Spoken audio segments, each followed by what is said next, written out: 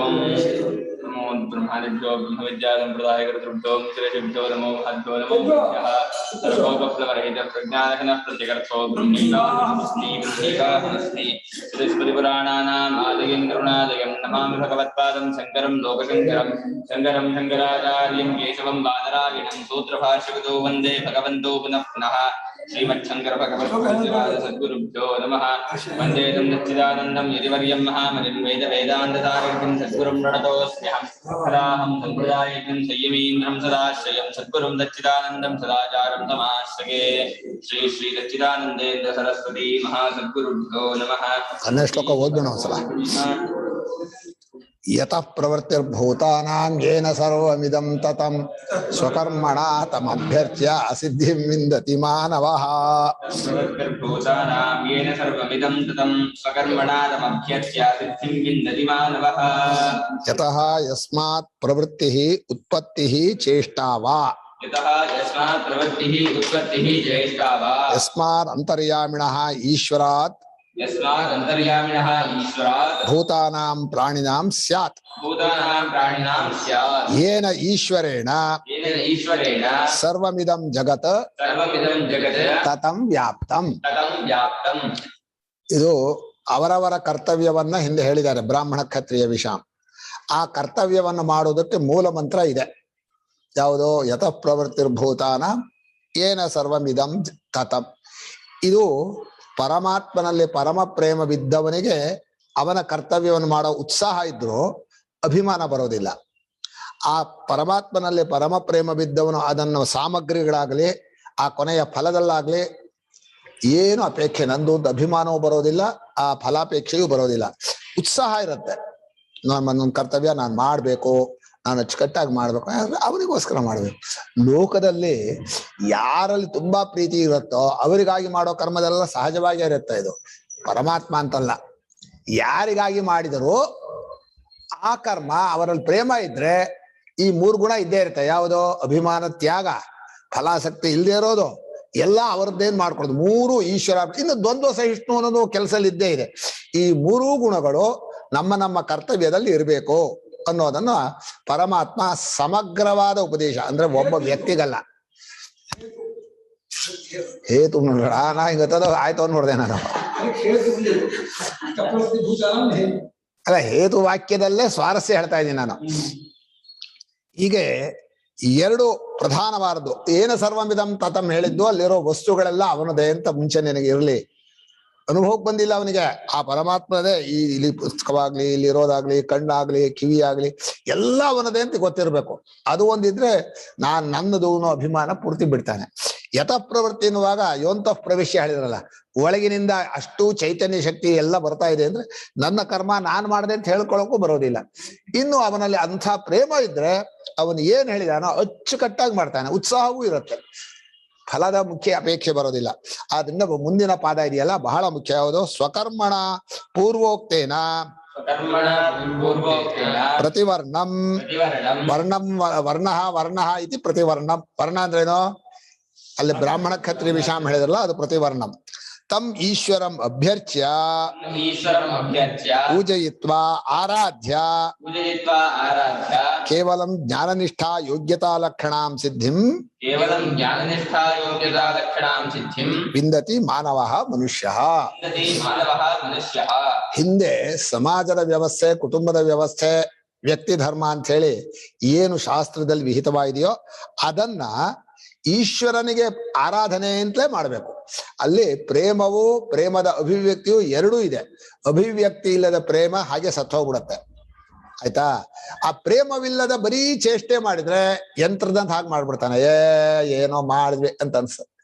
ಉತ್ಸಾಹದಿಂದ ಚೆನ್ನಾಗಿ, ಅದಕ್ಕೆ ನಾವು ಭಜ ಸೇವಾಯಾಮ ಅಂತ ಯಾಕೆ ಹೇಳಿದ್ವಿ ಅಂದ್ರೆ, ಪ್ರೇಮವೂ ಇರಬೇಕು, ಅದರ ಅಭಿವ್ಯಕ್ತಿಯಾದ ಸೇವೆನೂ ಇರಬೇಕು, ಎರಡೂ ಇರಬೇಕು. ಎಲ್ಲರೂ ಭಜ ಸೇವಾಯಾಮ. ಈ ಶುಶ್ರೂಷಾ ಪರದಲ್ಲಿ ಯಜ್ಜಪಿ ಶೋತುಮಿಚ್ಛಾ ಶುಶ್ರೂಷ, ಅದ ಅರ್ಥ ಅಲ್ಲ. ಸೇವೆ ಮಾಡೋ ಅರ್ಥವೂ ಸೇರಿದೆ. ಗುರುಗಳ ಜೊತೆ ಸೇವೆ ಮಾಡಬೇಕು.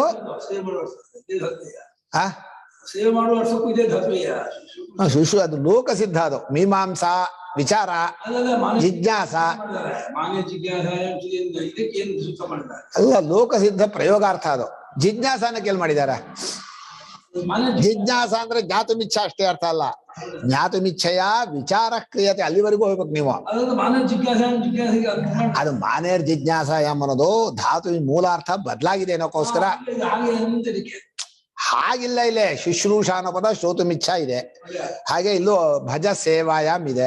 ಅವರು ಸೇವೆವರೆಗೂ ಅಭಿವ್ಯಕ್ತಿ ಆದ್ರೆ ಭಜತೆ, ಇಲ್ಲದ್ರೆ ಭಜತೆನ ಸುಮ್ಮನೆ ಪ್ರೇಮ ಬಹಳ ಪ್ರೀತಿ ಇದೆ ನಮಗೆ ಅಂತ ಏನು ಅಭಿವ್ಯಕ್ತಿ ಇಲ್ಲಿ ಹೋದ್ರೆ ಏನು ಅವ್ರಿಗೆ ಏನು ಮಾಡದೆ ಹೋದ್ರೆ ಏನಾಯ್ತು ಆ ಪ್ರೇಮಕ್ಕೆ? ಈ ಮಕ್ಕಳು ಬಹಳ ಪ್ರೀತಿ ಇದೆ, ಮಾತು ಆಡ್ಸಲ್ಲ, ಅದನ್ನ ಬಗ್ಗೆ ನೋಡ್ಕೊಳ್ಳೋದು ಇಲ್ಲ, ಪ್ರೀತಿನೂ ತೋರಿಸೋಲ್ಲ ಅಂದ್ರೆ ಆ ಪ್ರೀತಿ ಇದೆ ಅಂದ್ರೆ ಏನು, ಇಲ್ಲ ಅಂದ್ರೆ ಏನು.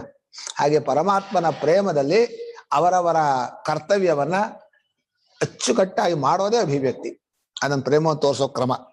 ಆದ್ರಿಂದ ಇಲ್ಲಿ 3 ಮಾಡಿದೆ. ಪೂಜಯಿತ್ವ ಅಂತ ಆರಾಧ್ಯ ಗೌರವ ಪೂರ್ವಕವಾಗಿ ಅರ್ಪಣೆ ಮಾಡೋದು ಪೂಜೆ.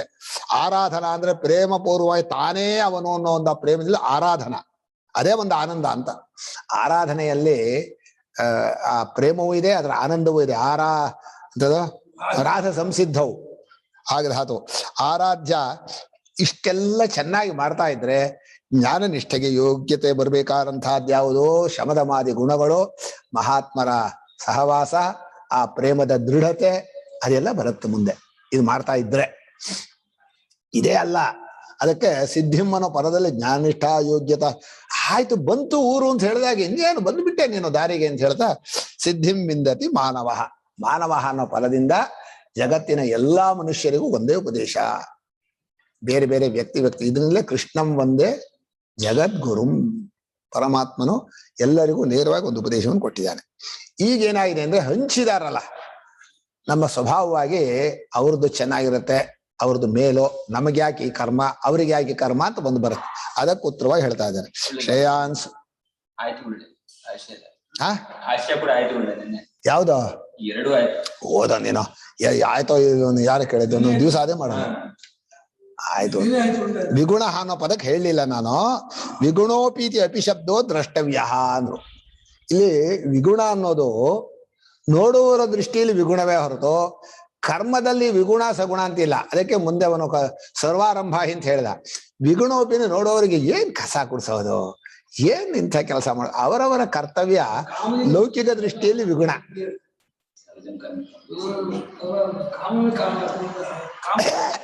ಕಾಮ ಒಂದೇ ಅಲ್ಲ, ಕರ್ಮ ಮಾಡುವಾಗ ಬರೀ ಕಾಮ ಒಂದೇ ಅಲ್ಲ, ಮುಂದಾಗೋ ಪರಿಣಾಮ ಇದೆಯಲ್ಲ, ಹಿಂಸೆ, ಗಲಾಟೆ. ಅಯ್ಯೋ ನೀವು ಆರಾಧನೆ ನಾಳೆ ಮಾಡಿಸ್ತೀರಿ, ಏನೋ ಆರಾಧನೆ ಕರ್ತವ್ಯ ಅದೆಲ್ಲ ಒಂದ್ ಕಡೆನೂ ಸರಿ, ಆದ್ರೆ ನೋಡೋಕ್ ಗೊತ್ತಾಗಲ್ವನ, ಹಿಂಸೆ ಆಗೋದು, ಗಲಾಟೆ ಆಗೋದು, ಅಯ್ಯೋ ಅನ್ನೋದು, ಒಬ್ಬೊಬ್ರು ಮೇಲಾಟ ಮಾಡೋದು, ರಗಳೆಯೋ ರಗಳೆ.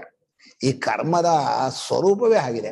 ಬಂಧಕ ಇದೆ, ಹಿಂಸೆ ಇದೆ, ಆಯಾಸ ಇದೆ, ಚಿತ್ತ ವಿಕ್ಷೇಪ ಇದೆ, ಎಲ್ಲವೂ ಇದೆ. ಜಪಕರ್ಮದಲ್ಲೂ ಇದೆ, ಹೋಲಿಕೆಯಲ್ಲಿ ಕಡಿಮೆ ಅಷ್ಟೇ.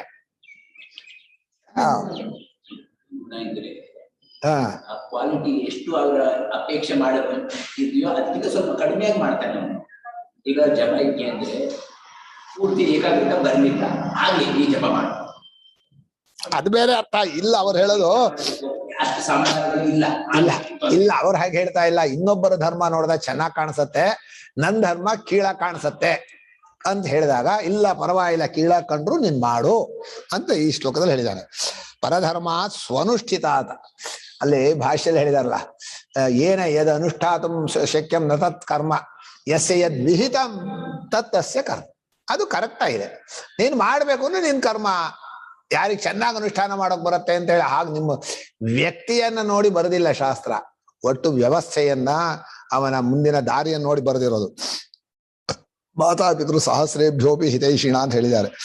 ಸ್ವಭಾವ ನಿಯತಂ, ಸ್ವಭಾವ ಅನ್ನೋ ಶಬ್ದಕ್ಕೆ ಇಲ್ಲಿ ಸತ್ವರಜ ಸ್ವಭಾವಗಳು, ಅವ ಶರೀರೇಂದ್ರಿಯಗಳ ರಚನೆ, ಇದನ್ನು ನೋಡಿ ಆ ನಿತ್ಯ. ಇಲ್ಲಿ ವಿಷಜಾತಸ್ಯ ಕ್ರಮೇ ವಿಷಂನ ದೋಷಕರಂ ಬರೋದು.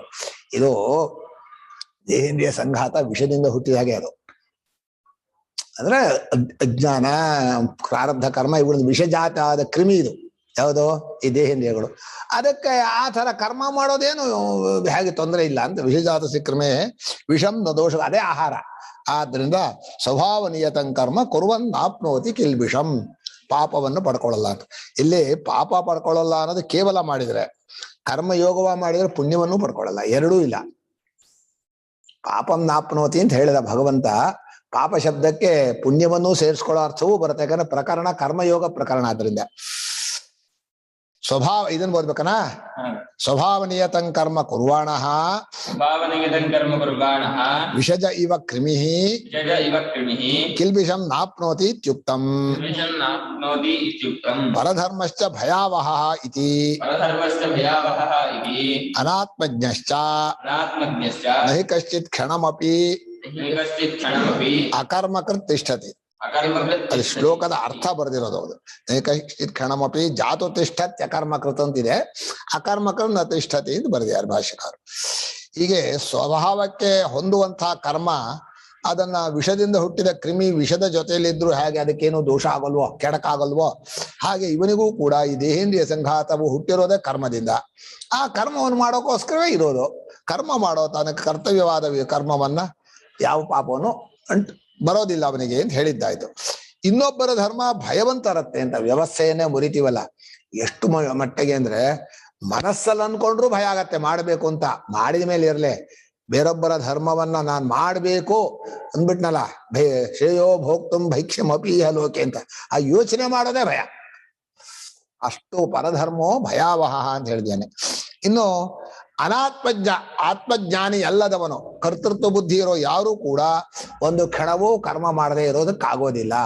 ಯಾಕಂದ್ರೆ ಕರ್ಮ ಅನ್ನೋದು ದೇಹೇಂದ್ರಿಯಗಳಲ್ಲಿ ಯಾವಾಗಲೂ ಸೇರ್ಕೊಂಡೇ ಇದೆ, ಅದು ಕ್ರಿಯೆಯಲ್ಲೇ ಮುಳುಗಿರೋದು. ಅದನ್ನ ಕರ್ಮ ಮಾಡೋದಿಲ್ಲ ಅನ್ನೋದು ಇಲ್ಲ ಅವನಿಗೆ ಅಂತ ಹೇಳ. ಈಗ ಈ ಮೂರನ್ನು ಸೇರಿಸಿ ಈ ಶ್ಲೋಕದಲ್ಲಿ ಉತ್ತರ ಹೇಳಬೇಕು. ಸಹಜಂ ಕರ್ಮ ಕೌಂತೆಯ ಸದೋಷಮಪಿ ನ ತ್ಯಜೇತ್ ಸರ್ವಾರಂಭಾ ಹಿ ದೋಷೇಣ ಧೂಮೇನಾಗ್ನಿರಿವಾವೃತಾಃ. ಸಹಜಂ ಕರ್ಮ ಕೌಂತೆಯ ಸದೋಷಮಪಿ ನ ತ್ಯಜೇತ್ ಸರ್ವಾರಂಭಾ ಹಿ ದೋಷೇಣ ಧೂಮೇನಾಗ್ನಿರಿವಾವೃತಾಃ. ದೋಷಂ ಅಪಿ ನ ತ್ಯಜೇತ್ ಸರ್ವಾರಂಭಾಃ ಹಿ ದೋಷೇಣ ಧೂಮೇನ ಅಗ್ನಿ ಇವ ಆವೃತಾಃ. ಇಲ್ಲಿ ಕರ್ಮ ಸಹಜಂ ಅಂದ್ಯಾನೆ. ಸಹಜ ಅಂದ್ರೆ ಶರೀರದ ಜೊತೆಲಿ ಹುಟ್ಟಿರೋದು ಅಂತ. ಶರೀರದ ಜೊತೆಲಿ ಹುಟ್ಟಿರೋದು ಶರೀರ ಹುಟ್ಟೋಕು ಪ್ರಾರಬ್ಧ ಕರ್ಮ ನಿಮಿತ್ತ. ಶರೀರ ಹುಟ್ಟಿದ ಮೇಲೂ ಅದ್ರ ಜೊತೆಲಿ ಕರ್ಮ ಇದ್ದೇ ಇರುತ್ತೆ. ಆದ್ರಿಂದ ಸಹಜವಾದ ಕರ್ಮ ಅಂತ ಅನ್ನುವಾಗ ದೇಹದ ಜೊತೆಯಲ್ಲಿ ಕ್ರಿಯೆ ಇಲ್ಲದೆ ಇರೋಲ್ಲ. ಎಷ್ಟೋ ಕ್ರಿಯೆಗಳು ಸಹಜವಾಗಿ ನಡೆಯುತ್ತೆ, ಅಂದ್ರೆ ಇವನು ಬುದ್ಧಿ ಅಪೇಕ್ಷೆ ಇಲ್ಲದೆ ನಡೆಯುತ್ತೆ. ಆ ನಡೀತಾ ಇರೋ ಕೆಲವು ಕ್ರಿಯೆಗಳಲ್ಲಿ ಇವನು ತಾನು ಅನ್ನೋದನ್ನ ಹೇರ್ಕೋತಾನೆ. ಈಗ ರಕ್ತ ಚಲನೆ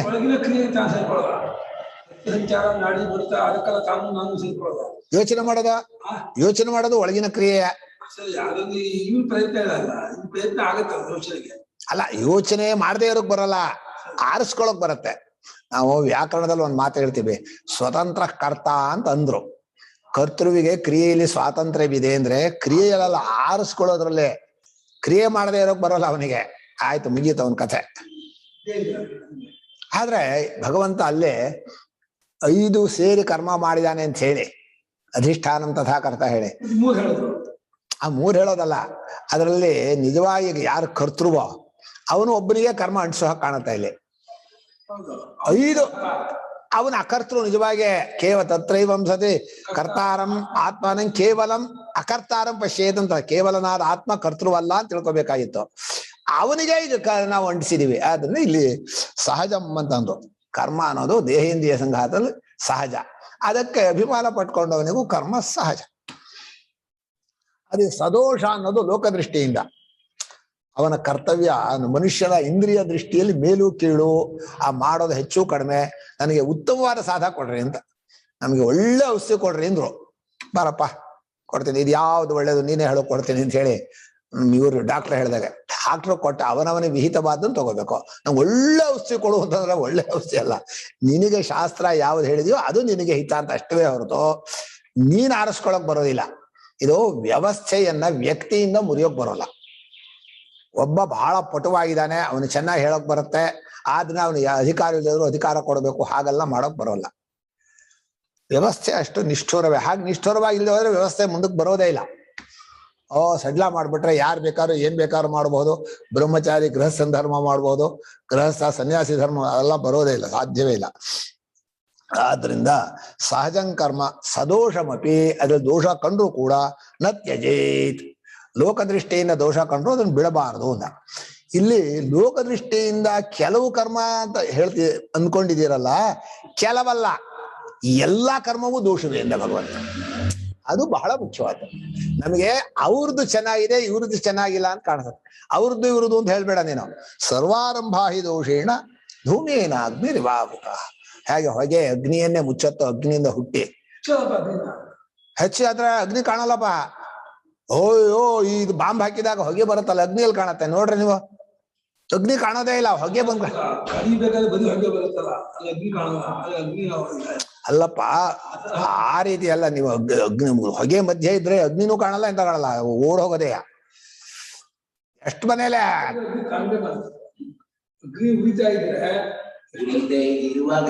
ಹಾ ಚೆನ್ನಾಗಿ ಇಲ್ಲೇ ನೀವು ಒಂದ್ ಕೆಲಸ ಮಾಡ್ರೆ, ಇಲ್ಲಿ ಇಲ್ಲಿ ನೋಡ್ರಿ, ನಾನ್ ಹೇಳ್ತೀನಿ ಮಾಡ್ರಿ. ಒಳ್ಳೆ ಇದ್ರದ್ದು ದೇವಿಗೆ ಮಾಡ್ತಾರಲ್ಲಪ್ಪ ಹೋಮ, ಆ ದ್ರವ್ಯ ಪರಮಾನ್ನ, ಅದು ಹಸಿ ಕಟ್ಟಿಗೆ ಮನೆ ಒಳಗೆ ಟಾರ್ಸಿ ಬಿಲ್ಡಿಂಗು, ಅದ್ರಲ್ಲಿ ಹೋಮ ಮಾಡಿಸ್ತಾ ಇರ್ರಿ. ಅಲ್ಲಿ ರೂಮಲ್ಲಿ ಕೂತ್ಕೊಳ್ರಿ. ಅಗ್ನಿ ಅಲ್ಲ, ನೀವೂ ನಿಮ್ ಕಾಣಲ್ಲ. 2 ನಿಮಿಷ ಉಸಿರು ಕಟ್ಟ ಹೋಗುತ್ತೆ. ಷಷ್ಮೂರ್ತಿ ಶಾಂತಿ ಪಯ್ಯಾಟ ಒಂದು ಕಾಲದ ಪರಮಪದ ಅರ್ಧ ಹುಟ್ಟೋನುಂಟ ಹಾಗಲ್ಲಪ್ಪ ಇಲ್ಲಿ ಹಾಗಲ್ಲ. ಅಗ್ನಿಯಿಂದ ಹುಟ್ಟಿದ್ರು ಅಗ್ನಿಯನ್ನೇ ಮುಚ್ಚಾಕತ್ತೆ. ದೇಹದಲ್ಲಿ ತೋರ್ತಾ ಇರೋ ಕರ್ಮವು ದೇಹವನ್ನೇ ಇದ್ ಮಾಡುತ್ತೆ, ಬಿಡೋಲ್ಲ. ದೋಷ ಇದ್ದೇ ಇದೆ ಅದರಲ್ಲಿ ಅಂತ. ಆ ಉಪಾದಾನ ಕಾರಣ ತದ್ಭಾವ ರಕ್ತಾಂ ಹಿಂದ್ ಮಾಡಿದಾರಲ್ಲ, ಉಪಾದಾನ ಕಾರಣ ಅಲ್ಲ ಅಂತ ಏನ್ ಹೇಳ್ಬೇಕಾಗಿಲ್ಲ. ಇಲ್ಲಿ ದೋಷ ಇರುತ್ತೆ ಅಂತ ಹೇಳಿದ್ದು. ಅದಕ್ಕೋಸ್ಕರ ಅಗ್ನಿಯಿಂದ ಹುಟ್ಟಿರೋ ವಸ್ತುವಿನಲ್ಲಿ ದೋಷ ಯಾಕೆ ಬರ್ಬೇಕು? ದೋಷ ಬರುತ್ತಲ್ಲ, ಕಂಡಿದೆಯಲ್ಲ. ಹಾಗೆ ಸಹಜಂ ಸಹ ಜನ್ಮನೈವ ಉತ್ಪನ್ನಂ, ಹುಟ್ಟುವಾಗಲೇ ಬಂದಿರೋದು ಯಾವುದೋ ಕರ್ಮ. ಮೊಟ್ಟ ಮೊದಲು ಕರ್ಮ ಶುರು ಮಾಡೋನು ಯಾರು? ಗರ್ಭದಲ್ಲೇ ಪ್ರಾಣ. ಅವನು ಇರೋದೇ ಕ್ರಿಯಾತ್ಮಕ. ಆದ್ರಿಂದ ನೀವು ಹುಟ್ಟೋ ಮಿಟಿ ಅಂತ ಅಂದೇ ಹೋದ್ರೆ ಸ್ಥೂಲ ದೇಹ ಬರೋದೇ ಇಲ್ಲ ಅವನಿಗೆ. ಆ ಪ್ರಾಣನ ಚೇಷ್ಟೆನೆ, ಅದಕ್ಕೆ ಅವನಿಗೆ ಜ್ಯೇಷ್ಠ ಅಂತ ಹೆಸರು. ಅದು ನೀವು ಶಾಸ್ತ್ರ ದೃಷ್ಟಿ ಹೇಳ್ಬೇಡಿ. ಲೋಕ ದೃಷ್ಟಿಯಲ್ಲಿ ಪ್ರತಿಯೊಂದು ಜಾಗದಲ್ಲೂ ಕ್ರಿಯೆ ಇದ್ದೇ ಇದೆ. ಆ ಜಾಗದಲ್ಲಿ ಆ ಪ್ರಾಣ ಕೆಲಸ ಮಾಡ್ತಾನೆ. ಕೆಲಸ ಮಾಡದೆ ಇರೋದಕ್ಕೆ ಆಗಲ್ಲ. ಹಿಂಸೆ ಅನ್ನೋದು ಒಂದು ರೀತಿ ಭೇದ ಬುದ್ಧಿನ ಇಟ್ಕೊಂಡೇ ಹಿಂಸೆನ್ ಬಂದಿರೋದು. ಅದಕ್ಕೆ ಯಾರು ಆತ್ಮನಾಗಿ ನೋಡ್ತಾನೋ ಹಿಂಸೆ ಮಾಡಲ್ಲ ಅಂತ ಹೇಳಿದ್ದು. ಅದು ಭೇದ ಬುದ್ಧಿ ಇರ್ಬೇಕು. ಅವನು ಇವನು ಅಂತ ಇಟ್ಕೊಂಡು ಈಗ ಅವನಿಗೆ ಹಿಂಸೆ ಮಾಡ್ದ, ಇವರಿಗೆ ಹಿಂಸೆ ಮಾಡದ, ವ್ಯವಹಾರದ ಭೇದ ಬುದ್ಧಿ ಅಂತ ಇಟ್ಕೊಂಡು ಹಿಂಸೆ ಬೇಕು. ಇಲ್ಲದ್ರೆ ತಾದಾತ್ಮ್ಯತೆ ಇದ್ರೆ ಹಿಂಸೆನ್ ಬರೋಲ್ಲ. ಆ ಪ್ರೇಮದ ತಾದಾತ್ಮ್ಯತೆ ಇದೆಯಲ್ಲ, ಅಲ್ಲಿ ಹಿಂಸೆ ಅದು ವ್ಯಾವಹಾರಿಕ ದೃಷ್ಟಿಯಿಂದ ಹಿಂಸೆ ಅನ್ನಲ್ಲ. ಆದ್ರೆ ಹಿಂಸೆ ಆಗಿರೋಲ್ವನ. ಈಗ ಯಜ್ಞದಲ್ಲೂ ನಾವು ಹಿಂಸೆ ಇಲ್ಲ ಅಂತ ಹೇಳ್ತೇವೆ, ಆದ್ರೆ ನಮ್ಮ ಇದಕ್ಕನ್ನಕ್ಕೆ ಹಿಂಸೆ ಕಾಣಲ್ವನ. ಓ ವಾಕ್ತಾಪ್ಯಾಯತಾಂ ಪ್ರಾಣಸ್ಥಾಪ್ಯಾಯತಾಂ ಚಕ್ಷುಸ್ಥಾಪ್ಯಾಯತ. ಆಪ್ಯಾಯತಾಂ ಶಬ್ದ ಬಾಯಲ್ಲಿ ಹೇಳ್ತೇವೆ, ಅದೇ ಪ್ಯಾಯತಾಮ ಇದೆಯಾ? ಹೀಗೆ ಸರ್ವಾರಂಭ ಜನ್ಮದಿಂದಲೇ ಹುಟ್ಟಿರೋದು ಯಾವುದೋ ಕಿಂತತ್ ಕರ್ಮ. ಹೇ ಕೌಂತೆಯ ಸದೋಷಮಪಿ. ಇಲ್ಲಿ ದೋಷ ಅಂದ್ರೆ 3 ಗುಣದಲ್ಲಿ 1 ಗುಣ ಇದ್ದೇ ಇರತ್ತೆ. ಸದೋಷ ಅಂತ ತ್ರಿಗುಣಾತ್ಮಕತ್ವಾತ್ ಸದೋಷಮಪಿ. ನೀನ್ ಮಾಡೋ ಕರ್ಮ ಇಲ್ಲ ಒಳ್ಳೇದು, ಇಲ್ಲ ಮಧ್ಯಮ, ಇಲ್ಲ ಕೀಳು, ಇದು ಯಾವುದೋ ಒಂದು ಆಗೇ ಇರುತ್ತೆ ಕರ್ಮದಲ್ಲಿ. ಅದು ಇದು ಅಂತ ಆಗಲ್ಲ. ಚೆನ್ನಾಗ್ ಮಾಡಿದ್ರು, ಚೆನ್ನಾಗ್ ಮಾಡ್ಲಿಲ್ಲ, ಸರಿಯಾಗಿತ್ತು, ಹೇಗಿದೆ ಅಂತ ಕೇಳ್ತೀವಲ್ಲ. ಈ ಹೇಗೇನೋ ಪ್ರಶ್ನೆ ಉತ್ತರ ಬಲ್ಲ, ಬಹಳ ತಪ್ಪು. ಮೇಲೂ ಕೀಳು ಹೇಳಲೇಬೇಕು. ಯಾಕೇನೋ ಪ್ರಶ್ನೆ ಕಾರಣ ಹುಡ್ಕತ್ತೆ, ಅದು ತಪ್ಪು. ಅನುಭವ ಬಂದ್ಮೇಲೆ ಯಾಕೆ ಅಂತ ಕೇಳಿ ಯಾಕೆ ಅಂತದ. ಹಾಗೆ ಯಾಕೆ ಹೇಗೆ 2 ದಾರಿ ತಪ್ಪಿಸೋ ಪ್ರಶ್ನೆಗಳು. ಆದ್ರೆ ಮನುಷ್ಯನಿಗೆ ಆ 2 ಪ್ರಶ್ನೆನೇ ಬಹಳ ಮುಖ್ಯ. ಯಾಕೆ ಇವತ್ತು ಉಪವಾಸ, ಯಾಕೆ ಹೇಗಾಗತ್ತೆ. ಅನುಭವದ ಮೇಲೆ ಯಾವ ಪ್ರಶ್ನೆನೂ ಬರೋಲ್ಲ. ಅನುಭವ ಅಂದ್ರೆ ಮುಗೀತು, ಅಲ್ಲಿಗೆ ಚುಪ್ ಮೌನ ಮಾಡು. ಯಾಕೆ ಅನುಭವ ಆಗತ್ತೆ ಅಂದ್ರೆ ಅನುಭವ ಇದೆಯಪ್ಪ, ಯಾಕೆ. ಇಲ್ಲಿ ಸದೋಷಮಪಿ ತ್ರಿಗುಣಾತ್ಮಕತ್ವ ನ ತ್ಯಜೇತ್. 3 ಗುಣಗಳಿಂದ ಕೂಡಿದ್ರಿಂದ ದೋಷ ಕಾಣಿಸ್ತಾ ಇದ್ರು ಅದನ್ನ ತನ್ನ ಜೊತೆಗೆ ಬಂದ ಕರ್ಮವನ್ನ ಬಿಡಬಾರದು ಅಂತ. ಈಗ ಸರ್ವಾರಂಭಾ ಆರಭ್ಯಂತೆ ಇತಿ ಆರಂಭಾ ಸರ್ವಾರಂಭಾಃ ಆರಭ್ಯಂತೆ ಇತಿ ಆರಂಭಾಃ ಸರ್ವಕರ್ಮಾಣಿ ಇತ್ಯೇತತ್. ಸರ್ವಕರ್ಮಾಣಿ ಏತತ್. ಇಲ್ಲಿ ಆರಂಭ ಶಬ್ದಕ್ಕೆ ಆರಂಭ ಅಂದ್ರೆ ಪ್ರಾರಂಭ ಅಂತ ಅರ್ಥ ಆಗ್ಬೇಕಾಗಿತ್ತು. ಆರಂಭ ಅಂದ್ರೆ ಕರ್ಮಾಣಿ ಅಂತ ಅರ್ಥ ಹೇಗ್ ಮಾಡಿದ್ರಿ ಅಂದ್ರೆ ಪ್ರಕರಣ ಅಂತ ಹೇಳ್ತಾರೆ. ಆರಭ್ಯತೆ ತಯಾರಾಗತ್ತೆ ಅಂತ. ಇದು ಹೇಗೆ ಸದಾಶಿವ ಸಮಾರಂಭ ಅರ್ಥ ಮಾಡಿದ್ರ? ಸಮಾರಂಭ ಅನ್ನೋ ಶಬ್ದಕ್ಕೆ ಸ್ಪಷ್ಟವಾಗಿ ಆರಂಭ ಅನ್ನೋದಕ್ಕೆ ಕರ್ಮ ಅಂತ ಮಾಡಿದ್ದಾರೆ. ಸಮಾರಂಭ ಅಂದ್ರೆ ಕ್ರಿಯೆ ಅಂತ ಅರ್ಥ.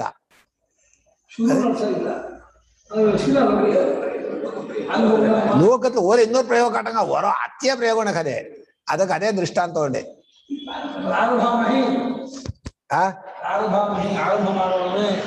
ಸಮಾರಂಭ ಇಲ್ಲ ಆರಭ್ಯತಗ್ರಾನೇ ಒಪ್ಕೊಂಡಿನ ಆರಂಭಾರ್ಥ ಖಂಡಿತವ್ರಂದಿ ನಾ ಕೊಡ್ಕ ಅದಂಡಿ. ಸಮಾರಂಭ ಶಬ್ದಕ್ಕೆ ಸಮಾರಂಭ ಹಾಕೊಂಡ್ರಂದಿ ಅಂಡಾಗ ಆರಂಭ ಅರ್ಥ ತಂಗೂ ಇಲ್ಲ. ತ್ವಾಮನು ಸಮಾರಭಾಮಹ ಐತೆ.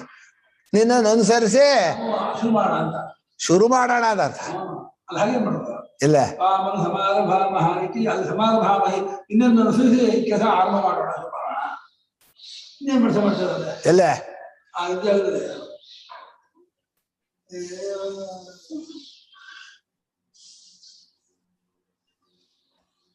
ಎಲ್ಲೂ ಸಮಾರಭಾಮ ಆಯ್ತು. ನಿನ್ ಜೊತೆ ಹೊತ್ಕೊಳ್ಳೋಣ ಅಂತ ಆಗ್ಬಹುದು. ನಿನ್ ಜೊತೆ ನಾವು ಹೊತ್ಕೋತೀವಿ ಅಂತ.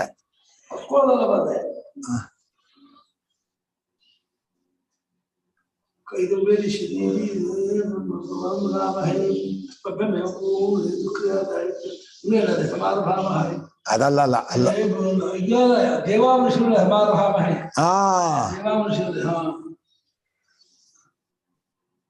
ಇಂದ್ರನಿಗೆ ನಿನ್ ಜೊತೆ ನಾನು ಅನುಸರಿಸಿ ಬರ್ತೀವಿ ಅಂತ ಆರಂಭ ಮಾಡೋದು ಎಂತದ್ದು ಇಲ್ಲ ಅಲ್ಲಿ. ಏಕೈಚಿತ್ ಆರಂಭಾಃ ಸ್ವಧರ್ಮಾಃ ಪರಧರ್ಮಾಶ್ಚ ತೇ ಸರ್ವೇ ಹಿ ಯಸ್ಮಾತ್. ಹೀಗೆ ಯಸ್ಮಾತ್ ಬರ್ದಿರೋದು ತ್ರಿಗುಣಾತ್ಮಕತ್ವಂ. ಯಾವ ಯಾವ ಕರ್ಮಗಳಿದೆಯೋ ಆರಂಭ ಅಂದ್ರೆ ಕರ್ಮಾಣಿ ಅಂತ ಅರ್ಥ ಬರೆದ್ರು. ಸ್ವಧರ್ಮವೋ ಪರಧರ್ಮವೋ ಅದೆಲ್ಲವೂ ಕೂಡ ತ್ರಿಗುಣಾತ್ಮಕವೇ, ದೋಷ ಇದ್ದೇ ಇದೆ. ಅತ್ರ ಹೇತು ತ್ರಿಗುಣಾತ್ಮಕತ್ವ ದೋಷೇಣ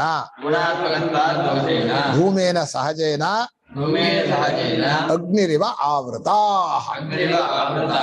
ಜೊತೆಯಲ್ಲಿ ಹುಟ್ಟಿದ ಧೂಮ ಅಗ್ನಿಯನ್ನೇ ಮುಚ್ಚ ಹಾಗೆ ನಮ್ಮಲ್ಲಿ ಸಹಜವಾಗಿ ಹುಟ್ಟಿರೋ ಕರ್ಮ ಹಿಂಸೆಯಿಂದಲೇ ಇದೆ. ನಮಗೂ ಹಿಂಸೆ, ಬಾಕಿಯವರಿಗೂ ಹಿಂಸೆ, ಬಂಧಕವೂ ಹೌದು, ಆಯಾಸವೂ ಹೌದು, ಖರ್ಚೂ ಹೌದು, ಎಲ್ಲ ದೋಷವೂ ಇದೆ.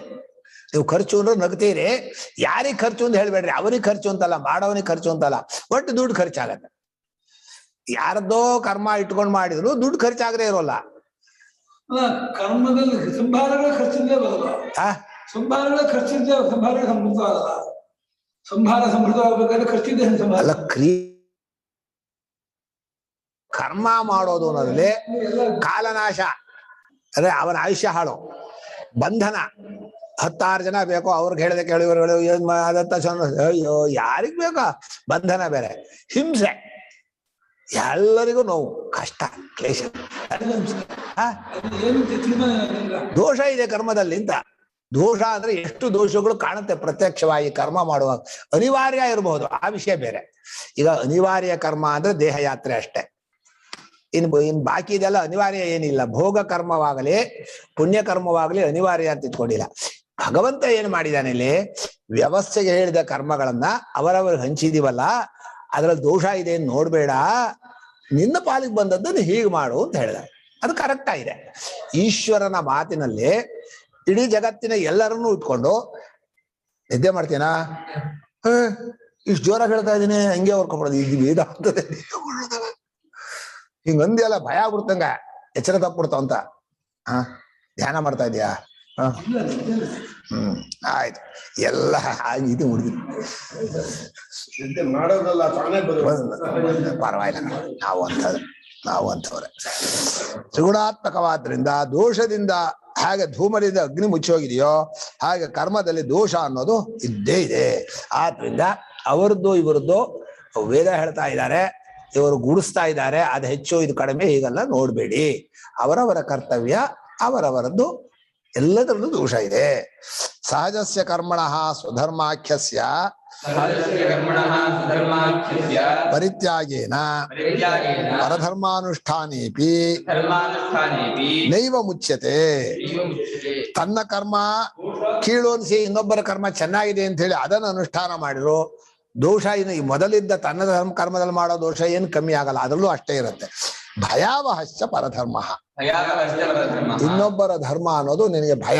ಭಯ ಅಂದ್ರೆ ನರಕ ಭಯ, ಇಲ್ಲಿ ವ್ಯವಸ್ಥೆ ಮುರಿದೆಯೋ ಭಯ, ಲೋಕದ ಎಲ್ಲ ಹಾಳು, ಅಷ್ಟು ನ್ಯಾಯ.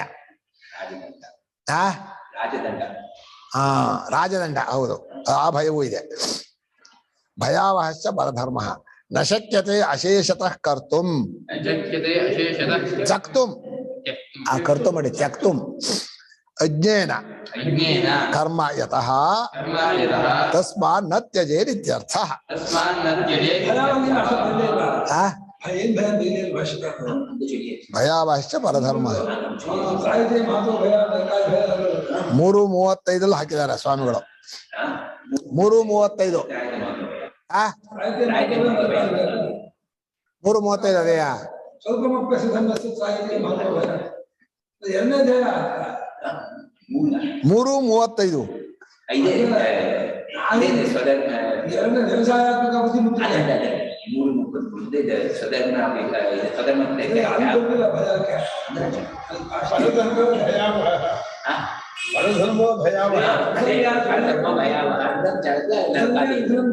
ನರಕಾದಿ ಪಾತನ ಭಯ ಅಧಿಕ ಕಾರಣ ಉಂಟೇನಿದೆ.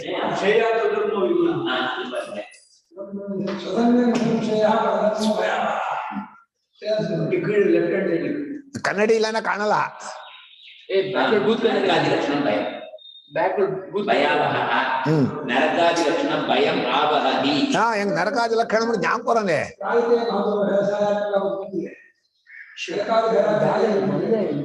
ನೀನು ತಪ್ಪೆಜ್ಜೆ ಇಟ್ರ ಬಂತು ನರಕ, ಮೊದಾಯ್ತು, ಆಯ್ತಾ ಇರತ್ತೆ.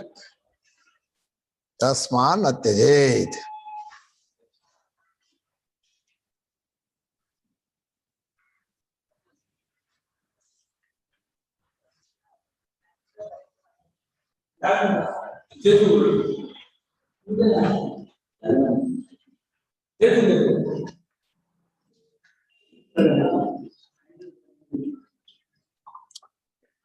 ಅಲ್ಲಿ ಬಂಧ ಅಂದ್ರೆ ಪಾರತಂತ್ರ್ಯ ತಾನೆ. ಕರ್ಮ ಪಣೆ ಬರ್ಬಿಟ್ಟ ಕಣ ಪಾರತಂತ್ರ್ಯ. ಕರ್ಮ ಮಾಡಕ್ ಹೊರಟ್ರೆ ಅವನು ಪರತಂತ್ರ. ಅಲ್ಲಿ ಹಿಂಸೆ ಶುರು ಆಯ್ತು. ದೋಷ ಅಂದ್ರೆ ಅದೇ ದೋಷ. ತಸ್ಮಾನ್ ಅತ್ಯಜೇತ್. ಏನ್ ಬಿಡಬಾರ್ದು? ಕರ್ಮ ಬಿಡಬಾರ್ದು ಅಲ್ಲ, ತನ್ನ ಕರ್ಮವನ್ನು ಬಿಡಬಾರ್ದು. ಹಾಗಾದ್ರೆ ಭಗವಂತನಲ್ಲಿ ಒಂದು ಚೂರು ಬಿಡೋಕ್ ಅವಕಾಶ ಇದೇನೋ ಹಂಗೆ ಕಾಣಿಸತ್ತಪ್ಪ. ಅಲ್ಲೂ ಅಷ್ಟೇ 18ನೇ ಅಧ್ಯಾಯದಲ್ಲೂ, ಇದೇ 18ನೇ ಅಧ್ಯಾಯದಾನೆ ಆರಂಭದಲ್ಲಿ ತ್ಯಾಗದಲ್ಲಿ 3 ಸಲ ಹೇಳ್ತೀನಿ ಇನ್ನೇ ಹೊರತು ಮಾಡೋದ್ರಲ್ಲಿ 3 ಸಲ ಅಂತ ಹೇಳಲಿಲ್ಲ. ಅಂದ್ರೆ ಅವನ ತ್ಯಾಗ ಇಷ್ಟ ಇದೆ, ಸುಮ್ನೆ ಬಿಡೋದು ಇಷ್ಟ ಇಲ್ಲ. ತ್ಯಾಗ ಯಾಕೆ ಇಷ್ಟ ಇದೆ ಅಂದ್ರೆ ತ್ಯಾಗ ಮಾಡೋದ್ರಲ್ಲಿ ಆಯ್ತಪ್ಪ, ತ್ಯಾಗ ಮೂಡೋದ್ರಲ್ಲಿ ಒಂದೊಂದು ಭವ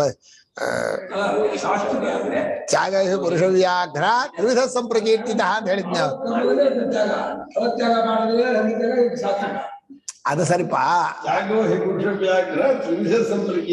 ಸರಿ. ಅವನ್ನ ಒಂದು ರೀತಿಯಲ್ಲಿ ಮೊದಲು ನತ್ಯಾಜ್ಯಂ ಕಾರ್ಯಮೇ ಯಜ್ಞೋದಾನಂ ಅಂತ ಹೇಳಿದಾಗ ಮಾಡ್ಲೇಬೇಕು ಅಂತ ಹೇಳಿದ್ರು. ತ್ಯಾಗದ ಬಗ್ಗೆ ಮುದು ಕೇಳ್ಕೊಂಡಲ್ಲ. ಅದು ಅವನ ಮನಸ್ಸಲ್ಲಿ, ಪರಮಾತ್ಮನ ಮನಸ್ಸಲ್ಲಿ ತ್ಯಾಗವೂ ಒಂದು ಪಕ್ಷದಲ್ಲಿ ಇದೆ. ಸಾಂಖ್ಯರೇ ಹೇಳಿದಾಗೆ ಅದಿಲ್ಲದೆ ಹೋದ್ರ ಬರೋಲ್ಲ. ಅಲ್ಲಿ ಪ್ರಶ್ನೆ ಹಂಗೆ ಆಯ್ತಿಲ್ಲ. ತ್ಯಾಗ ಶಿಕ್ಷೆ ಪೃಥಕ್ಕೇಶಿಸುವುದನ್ನ ಅದು ಸನ್ಯಾಸ ತ್ಯಾಗ ಪ್ರಶ್ನೆ ಅದೇ. ಅದು ಸರಿ, ಪ್ರಶ್ನೆ ಹಾಗಿರ್ಬೋದು. ಈಗ ಅವನು ಮಾಡ್ಬೇಕೋ ಮಾಡಬಾರ್ದೋ ಅಂತ ಕೇಳಿದ್ರೆ, ಮಾಡ್ಬೇಕು ಅಂದ್ರೆ ಹೇಗ್ ಮಾಡ್ಬೇಕು ಅಂತ ಹೇಳ್ತಾನೆ, ಬಿಡೋದಾದ್ರೆ ಹೇಗ್ ಬಿಡ್ಬೇಕು ಅಂತ ಹೇಳ್ತಾನೆ. ಯಾಕೆ ಬಿಡೋಕೆ ಉದ್ದೇಶ, ಬರೀ ಬಿಟ್ರೆ ಆಗಲ್ಲ. ಆದ್ರಿಂದ ಅವನಿಗೆ ಪರಮಾತ್ಮನಲ್ಲಿ ಜೀವನ ಸ್ವರೂಪ ಪ್ರಮಾತೃತ್ವ, ಅದನ್ನ ಅವನು ಎಲ್ಲಿವರೆಗೆ ಅಜ್ಞನ ಅಲ್ಲಿವರೆಗೆ ಮಾಡುವನಾಗಿನ ಮಾಡ್ಲೇಬೇಕು. ಯಾವಾಗ ಅವನು ಯಾವತ್ತೂ ಮಾಡುವವನಲ್ಲ ಅಂತ ತಿಳ್ಕೋತಾನೋ ಆದ್ರೆ ಆ ತ್ಯಾಗವೇ ಅವನ ಸ್ವಭಾವ. ಆದ್ರಿಂದ ಅದನ್ನು ಹೇಳ್ಬೇಕು. ಪರಮಾತ್ಮನಿಗೆ ಜೀವತ್ವವನ್ನು ಇಟ್ಕೊಂಡು ಹೇಳಿರ್ತಾನೋ ಸ್ವರೂಪವನ್ನು ಇಟ್ಕೊಂಡು ಹೇಳಿದಾನೋ ಅಂತ ಗೊತ್ತಾಗಲ್ಲ ಅಲ್ಲಿ. ಈಗಲೂ ಹೇಳ್ತಾನಲ್ಲ ಇಲ್ಲೋ ನಿಷ್ಠಾ ಜ್ಞಾನಸ್ಯ ವ್ಯಾಪಾರ ಅನ್ನುವಾಗ ಅದೇ ಅಲ್ಲಿ ಇದೇ ಇಲ್ಲ ಕರ್ಮ ಪ್ರಶ್ನೆ ಇಲ್ಲ. ಅಲ್ಲೋ ನತು ಸನ್ಯಾಸಿನಾಂ ಕ್ವಚಿತ್ ಅನಿಷ್ಟ ಮಿಶ್ರಂ ಮಿಶ್ರಂಚ ತ್ರಿವಿಧ ಕರ್ಮಣ ಫಲಂ ಭವತ್ಯತ್ಯಾಗಿನಾಂ ಪ್ರೇತ್ಯ ನತು ಸನ್ಯಾಸಿನಾಂ ಕ್ವಚಿತ್. ಜ್ಞಾನಿಗಾಗಿಲ್ಲ ಆ ಸನ್ಯಾಸಿಗಳು ಜ್ಞಾನಿಗಾಗ ಸಮಯ ಆಗ್ಲೇ ನಾನು ಅದೇ ಹೇಳ್ತಾ ಇರೋದು. ನಾನು ಉಪದೇಶ ಮಾಡುವಾಗ ಇವನು ಕರ್ಮವನ್ನ ಬಿಡಬೇಕೋ ಮಾಡಬೇಕು ಅಂತ ಕೇಳಿದ್ರೆ ಮಾಡ್ಬೇಕು ಅನ್ನೋದೇ ಮುಖ್ಯ. ಬಿಡ್ಬೇಕು ಮಾಡ್ಬೇಕು ಮಾಡೋದು ಮುಖ್ಯ, ಬಿಡೋದು ಅಲ್ಲಪ್ಪ. ಇವನು ಅಂತ ಕೇಳಿದಾಗ ಆ ವ್ಯಕ್ತಿ ಕೇಳೋನಿದಾನಲ್ಲ ಅವನು ಸ್ವರೂಪವನ್ನು ಇಟ್ಕೊಂಡೇನು ಕೇಳಿಲ್ಲ, ಜೀವತ್ವವನ್ನು ಇಟ್ಕೊಂಡು ಕೇಳಿದಾನೆ. ಆದ್ರಿಂದ ತ್ಯಾಗದಲ್ಲಿ 3 ಥರ ಹೇಳ್ತೀನಿ ಅಂತಾನೆ. ಅಲ್ಲೂ ತ್ಯಾಗದ ಕಡೆಗೆ ಅವನಿಗೆ ಫಲವನ್ನು ಬಿಡೋ ಫಲ ತ್ಯಾಗ ಆಯ್ತು, ಕರ್ಮಾಭಿಮಾನ ಬಿಡೋ ಅದು ತ್ಯಾಗ ಆಯ್ತು. ಹೀಗೆ ತ್ಯಾಗದ ಕಡೆಯಲ್ಲೇ ಕಾಣಿಸ್ತಾ ಇದೆ. ಮಾಡ್ಬೇಕು ಅನ್ನೋದು ಅವ್ರಿಗೆ ಇದ್ದೇ ಇದೆ. ಆರಿಸ್ಕೊಳ್ಳುವ ಮಾಡುವ ಇದನ್ನೇ ನಿನ್ನ ವಿಹಿತವಾದ ಕರ್ಮವನ್ನೇ ಆರಿಸ್ಕೊ. ಮಾಡ್ಬೇಕು ಅನ್ನೋದು ಪರಮಾತ್ಮ ಹೇಳ್ಕೊಟ್ಟದ್ದಲ್ಲ, ಇವನಿಗೆ ಅಜ್ಞಾನದಿಂದಲೇ ಬಂದದ್ದು, ಕಾಮದಿಂದಲೇ ಬಂದದ್ದು. ಈಗ ಅದೇ ಪ್ರಶ್ನೆ. ಅಪೇಕ್ಷೆ ಬಿಡೋ ಅಪೇಕ್ಷೆ ಇಲ್ಲ, ಬಿಟ್ಟೋಗ್ಬೇಕು. ಆ ವಿಷಯ ಬೇರೆ. ಉಪದೇಶದ ಉದ್ದೇಶ ಸ್ವರೂಪಕ್ಕೆ ಹತ್ರವೋ ವ್ಯವಹಾರಕ್ಕೆ ಹತ್ರವೋ? ಸ್ವರೂಪಕ್ಕೆ ಹತ್ರ ಬೇಕು. ಈಗ ಅದೇ ಚರ್ಚೆ. ಕಿಂ ಅಶೇಷತ ತ್ಯಕ್ತುಂ ಅಶಕ್ಯಂ ಕರ್ಮ ಇತಿ ನ ತ್ಯಜೇತ್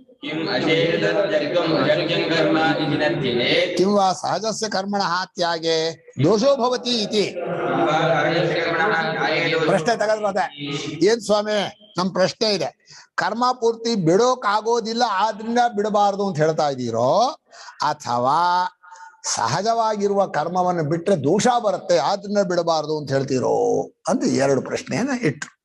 ಅಶೇಷದ ತ್ಯಾಗವಾಗ ಗುಣವೇ ಆಗ್ಬಿಡುತ್ತೆ.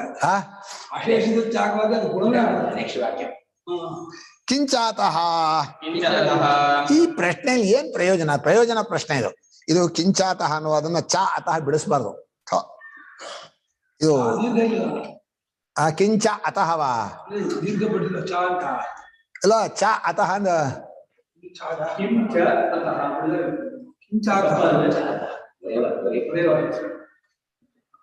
ಮಹಾಭಾಷ್ಯತ್ಲಿಕ್ಕರ ಇದೆ ಕಿಂಚಾತಃ. ಯಾವ್ದು ಏನದ ಅದೇ ಪ್ರಯೋಜನ ಪ್ರಶ್ನೆ ಅಂತ ಬೈರೋದಕ್ಕೆ. ಯಾವ ಪಕ್ಷ ಹಿಡ್ಕೊಂಡ್ರೆ ಏನಾಗತ್ತೆ ಹೇಳ್ರಿ ಅಂತ. ಯದಿ ತಾವತ್ ಅಶೇಷತಃ ತ್ಯಕ್ತುಂ ಅಶಕ್ಯಮಿತಿ ನತ್ಯಾಜ್ಯಂ ಸಹಜಂ ಕರ್ಮ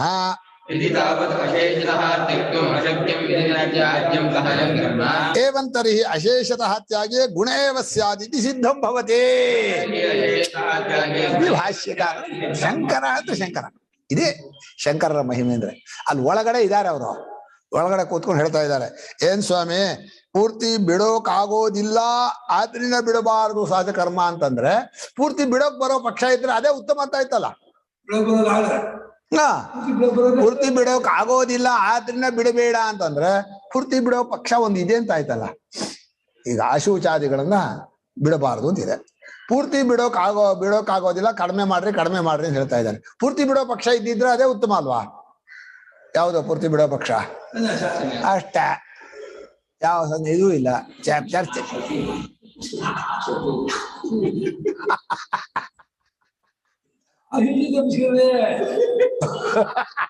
ಸ್ವಾಮಿಗಳೇ ಚರಿತ ಶ್ರಾದ್ದ ಇದೆಲ್ಲ ಮಾಡಕ್ಕಾಗಲ್ಲ ಅಂಟಿ ನಾನಿಂಡೆ. ಈ ಶ್ರಾದ್ದ ಅಶುಚ ಬಿಡೋದಿಲ್ಲ, ಅದೇ ಹತ್ತಕ್ಕೋಸ್ಕರ ಅಂದ್ರೆ ಇದಕ್ ವಿಘ್ನ ಆಗತ್ತೆ ಅಂತ ಅವ್ರದ್ದು ತತ್ವಜ್ಞಾನ ವಿಚಾರ. ಇದಕ್ಕೆ ಅನುಷ್ಠಾನಕ್ಕೆ ಸಾಧನಕ್ಕೆ ಯಾರಿಗೆ ನೈರಂತರ್ಯವಾಗಿ ಮಾಡಬೇಕು ಅಂತಿದೆಯೋ ಒಂದು ಸನ್ಯಾಸ ಮಾಡ್ಲೇಬೇಕು. ತಪ್ಪ ಅಷ್ಟಕ್ಕಾಗಿ ಮಾಡೋದಲ್ಲ. ಆಶುಚ ಈ ಗಲಾಟೆ ತಪ್ಪಿಸ್ಕೋಬೇಕು ಅಂತ ಅಲ್ಲಿಗೆ ಹೋದು ಅಂದ್ರೆ ಗಲಾಟೆ ತಪ್ಪಿಸ್ಕೊಳ್ಬೇಕು ಅಂತಾನ? ಅದು ಒಂದು ಹೇಳುವಾಗ ಹೇಳ್ತೀವಪ್ಪ ಅಷ್ಟೇ. ಈ ವ್ಯವಹಾರತ್ಲೆ ಅನ್ಯಾರ್ಥದ ಅನ್ಯವಾಕ್ಯ ಚೆನ್ನೋದುಂಟು, ಅದು ಗೊತ್ತಾಣೋ ಕೆಲವೇ ಜಂತು ಗೊತ್ತಾನೆ. ಉದ್ದೇಶ ಓರೇರ್ನಿ ಚೆನ್ನದ ಸಾರಿ ಬೆರೆಮಪ್ಪ ಹಾಲ ಪಾಠ ಚೊಲ್ಲ ಕೆಂಕಿಂಡ ನಾ ಪಾಠ ಚೊನ್ನಕ್ಕೆ ಇಷ್ಟೋ ಇಲ್ಲ ಅಂತ ಒಬ್ಳು ಚೆನ್ನೀರ್ನ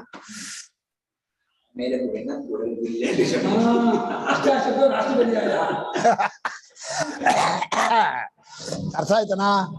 ಅಶೇಷತಃ ತ್ಯಕ್ತುಂ ಅಶಕ್ಯಮಿತಿ ಪೂರ್ತಿ ಬಿಡೋಕ್ ಆಗಲ್ಲ ಅನ್ನೋ ಇತಿ ಅನ್ನೋದಕ್ಕೆ ಹೇತ್ವರ್ಥ. ಆದ್ರಿಂದ ನತ್ಯಾಜ್ಯಂ ಸಹಜಂ ಕರ್ಮ ಅಂತಂದ್ರೆ ಒಂದು ಪಕ್ಷ. ಏವಂತರಿ ಅಶೇಷದ ತ್ಯಾಗಿ ಗುಣೇವ ಸ್ಯಾತ್ ಅಲ್ವಾ? ಪೂರ್ತಿ ಬಿಡೋದಾದ್ರೆ, ಬಿಡೋದು ಅಂದ್ರೆ ಯಾವತ್ತೂ ಕರ್ಮ ಮಾಡಿದವನಲ್ಲ ಅನ್ನೋ ಜ್ಞಾನ ಈಗಲೂ ಇಲ್ಲ, ಹಿಂದೂ ಇಲ್ಲ, ಮುಂದೂ ಇಲ್ಲ, ಆ ತರ ಬಿಡೋದು ಅವ್ರು ಹೇಳೋದು. ಆಗ್ಲೇ ಅದು ಗುಣವೇ ಆಗತ್ತಲ್ಲ. ಇತಿ ಸಿದ್ಧಂ ಭವತಿ. ಈಗ ಚರ್ಚೆ ಪ್ರಾರಂಭ. ಸತ್ಯಮೇವಂ ಸತ್ಯಮೇವಂ ನಿಜ ನೀವು ಹೇಳಿದ್ದು ಗುಣನೇ ಆದ್ರೆ ಆಗೋಲ್ಲ ಅಂದವರು. ಅಶೇಷದ ತ್ಯಾಗ ಏವ ನೋಪಪದ್ಯತೆ ಇತಿ ಚೇ. ತ್ಯಾಗ ಏವ ನೋಪಪದ್ಯತೆ ಇತಿ ಚೇತ್. ಈಗ ವಸ್ತು ಸ್ವರೂಪ ವಿಚಾರ ಪೂರ್ತಿ ಬಿಡೋಕ್ ಆಗೋದಿಲ್ಲ. ಜೀವನಿಗೆ ಕರ್ಮವನ್ನ ಪೂರ್ಣವಾಗಿ ಅಲ್ಲ ಈ ವಿಚಾರ ಆ ತರ ಇಲ್ಲ. ವಸ್ತು ಜೀವನ ಸ್ವರೂಪದಲ್ಲೇ ಇಟ್ಕೊಂಡು ಅವನಿಗೆ ಕರ್ಮವನ್ನು ಪೂರ್ತಿ ಬಿಡೋಕ್ ಆಗೋದಿಲ್ಲ ಅಂತ ಅಷ್ಟೇ ವಿಚಾರ. ಅದಕ್ಕೆ ಬೇರೆ ಬೇರೆ ವಾದಿಗಳು ಬರ್ತಾರೆ. ಕಿಂ ನಿತ್ಯ ಪ್ರಚಲಿತಾತ್ಮಕ ಪುರುಷ ಯಥಾ ಸಾಂಖ್ಯಾನಾಂ ಗುಣಾಃ ಕಿಂ ನಿತ್ಯ ಪ್ರಚಲಿತಾತ್ಮಕಃ ಪುರುಷಃ ಯಥಾ ಸಾಂಖ್ಯಾನಾಂ ಗುಣಾಃ ಕಿಂ ವಾ ಕ್ರಿಯೈವ ಕಾರಕಂ ಕಿಂ ವಾ ಕ್ರಿಯೈವ ಕಾರಕಂ ಯಥಾ ಬೌದ್ಧಾನಾಂ ಸ್ಕಂಧಾಃ ತೃಣಪ್ರಧ್ವಂಸಿನಃ ಯಥಾ ಬೌದ್ಧಾನಾಂ ಸ್ಕಂಧಾಃ ಕ್ಷಣಪ್ರಧ್ವಂಸಿನಃ ಉಭಯಥಾಪಿ ಕರ್ಮಣಃ ಅಶೇಷದಸ್ಯಾಗೋ ನ ಸಂಭವತಿ. ಉಭಯಥಾ ಕರ್ಮಣಃ ಅಶೇಷಸ್ಯಾಗೋ ನ ಸಂಭವತಿ. ಈಗ ಜೀವ ಅನ್ನೋನು ಯಾವಾಗ್ಲೂ ಅಲುಗಾಡ್ತಾ ಇರುವಂತಹ ಸ್ವಭಾವದವನು. ಹಾಗೆ ಸಾಂಖ್ಯರ ಗುಣ ಇದೆಯಲ್ಲ, ಸಾಂಖ್ಯರ ಗುಣ ಅಂದ್ರೆ ಸತ್ವರಸ್ತಮ ಗುಣ ಯಾವಾಗ್ಲೂ ಕ್ರಿಯಾತ್ಮಕವೇ ಅದು ಅಂತ ಚಲನೆ ಬಾಯಿ 3 ಗುಣ ಅಂತ. ಒಟ್ಟು ನಿತ್ಯ ಪ್ರಚಲಿತಾತ್ಮಕ ಪುರುಷ ಯಾವಾಗ್ಲೂ ಜೀವ ಅನ್ನೋ ಜೀವರೇನ ಯಾವಾಗ್ಲೂ ಅಲುಗಾಡ್ತಾ ಇದ್ದಾನೆ, ಕಂಪನ ಮಾಡ್ತಾ ಇದ್ದಾನೆ, ಚೇಷ್ಟೆ ಮಾಡ್ತಾನೆ. ಆದ್ರೆ ಅವ್ನಿಗೆ ಬಿಡಕ್ಕಾಗಲ್ಲ. ಈ ಸ್ವರೂಪದಲ್ಲೇ ಈಗ ಸ್ಟೋರ್ ಮಾಡೋಕ್ ಬರಲ್ಲ ಅಂತಾರೆ ನಮ್ಮಲ್ಲಿ. ಸ್ಟೋರ್ ಮಾಡೋಕ್ ಬರಲ್ಲ ಅಂದ್ರೆ ಸ್ಥಿರ ಮಾಡ್ಕೊಳಕ್ ಬರೋದಿಲ್ಲ. ಯಾವ ಯಾವ ಕಾಲ ಇದೆ ಕಾಲ ಸ್ಟೋರ್ ಮಾಡೋಕ್ ಬರೋಲ್ಲ, ಹೋಗ್ಬಿಡುತ್ತೆ. ಹಾಗೆ ಉಷ್ಣ ಇದೆಯಲ್ಲ ಹರಿದು ಬಿಡುತ್ತೆ, ಹೋಗ್ಬಿಡುತ್ತೆ, ಹಿಡ್ಕೊಳಕ್ ಬರಲ್ಲ. ಹಾಗೆ ಯಾವ್ಯಾವುದು ಕ್ರಿಯೆ ಇದೆಯೋ ಅದು ಯಾವ್ದು ಕ್ರಿಯೆಯಿಂದ ಕ್ರಿಯೆ ಹುಟ್ಟು ಯಾವುದು ಸ್ಟೋರ್ ಮಾಡಕ್ಕಲ್ಲ, ಹೋಗ್ತಾ ಇರುತ್ತೆ. ಕಾಲ ಪ್ರವಾಹ ಜೊತೆ ಎಲ್ಲ ಕ್ಷಯವಾಗತ್ತೆ. ಹಾಗೆ ಜೀವನೂ ಕೂಡ ನಿತ್ಯ ಪ್ರಚಲಿತ, ಯಾವಾಗಲೂ ಅಲುಗಾಡ್ತಾ ಸಂಚಾರ ಮಾಡ್ತಾನೆ. ಆದ್ರಿಂದ ಅವನಿಗೆ ಬಿಡೋಕ್ಕಾಗಲ್ಲ. ಸಾಂಖ್ಯರ ಗುಣಗಳು ಹೇಗೋ ಹಾಗೆ.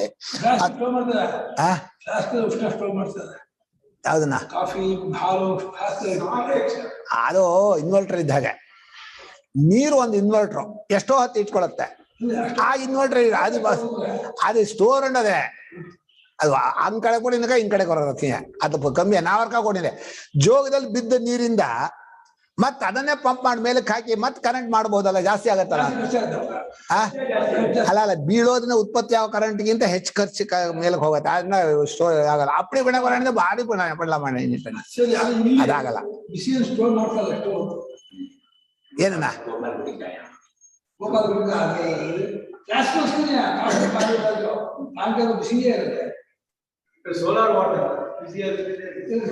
ಸ್ಟೋರಾ ಸ್ಟೋರ್ ಅನ್ನೋದೇ ಸ್ಟೋರ್ ಅದು ಒಣ್ಣು ಟ್ರಾನ್ಸ್ಫರ್ ಅತ್ಯ. ಸ್ಟೋರ್ ಅಂದಾಗ ಅಪ್ಪಡಿಯೇ ನಿಲ್ಲೋಣ ನೀ ಚೂರು ಅಲ್ಲಾಡಕ ವಾಪಸ್ ಹೆಚ್ಚು ಕಡಿಮೆ ಹಾಕದೆ ಅಪ್ಪಡಿ ಅದು ಸ್ಟೋರ್ ಅದು ಎಲ್ಲತ್ಲೂ ಸರಿಯ.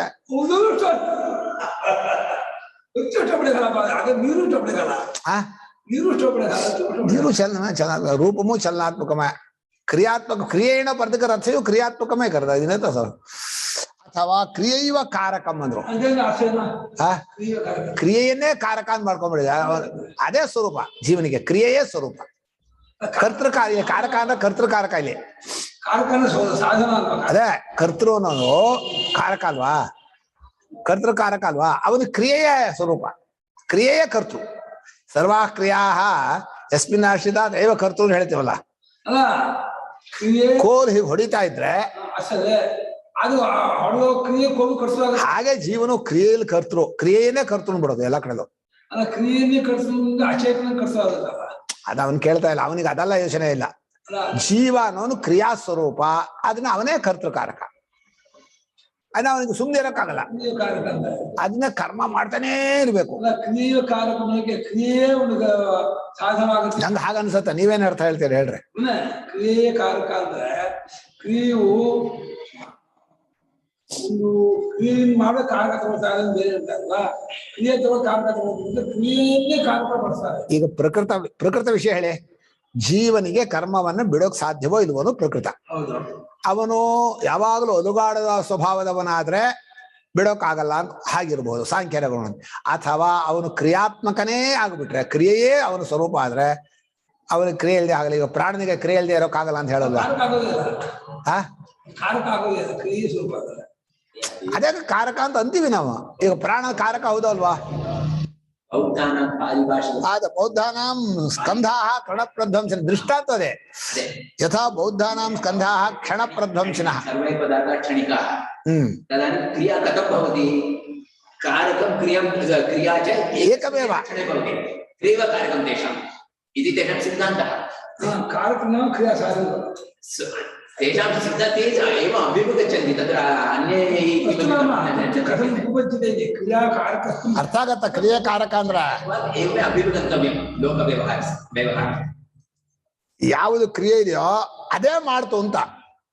ಕರ್ತೃ ಒಬ್ಬ ಇರ್ಬೇಕಲ್ಲ, ಕ್ರಿಯೆಯೇ ಮಾಡ್ತು. जनिः क्रिया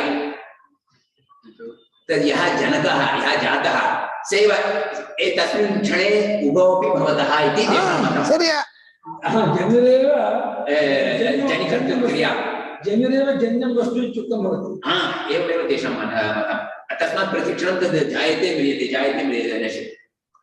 ಉಭಯಥಾಪಿ ಕರ್ಮಣಃ ಅಶೇಷತಸ್ಯಾಗೋ ನ ಸಂಭವತಿ.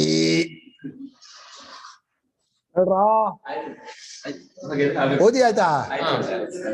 ಎರಡು ಪ್ರಕಾರದಲ್ಲೂ ಪ್ರಚಲಿತ ಸ್ವರೂಪ ನಾನು ಜೀವ ಅಂತ ಇಟ್ಕೊಂಡ್ರು, ಕ್ರಿಯೆ ಕರ್ತೃಕಾರಕ ಅಂತ ಇಟ್ಕೊಂಡ್ರು ಕರ್ಮವನ್ನ ಪೂರ್ತಿ ಬಿಡೋಕ್ಕಾಗಲ್ಲ. ಮೊದಲನೇ ಪಕ್ಷ ಬಿಡೋಕ್ಕಾಗಾದ್ರೆ ಬಿಡೋದಕ್ಕೆ ಅನುಕೂಲ ಇದೆ ಅಂತ ಆಯ್ತು. ನಾಶವಾಗುವ ಸ್ಕಂದನದಂತೆ ಕ್ರಿಯೆ ಕಾರಕಗಳು ಅದೇ ಇದೆ ಟಿಪ್ಪಣಿ. ಎತ್ತಾರನಪ್ಪ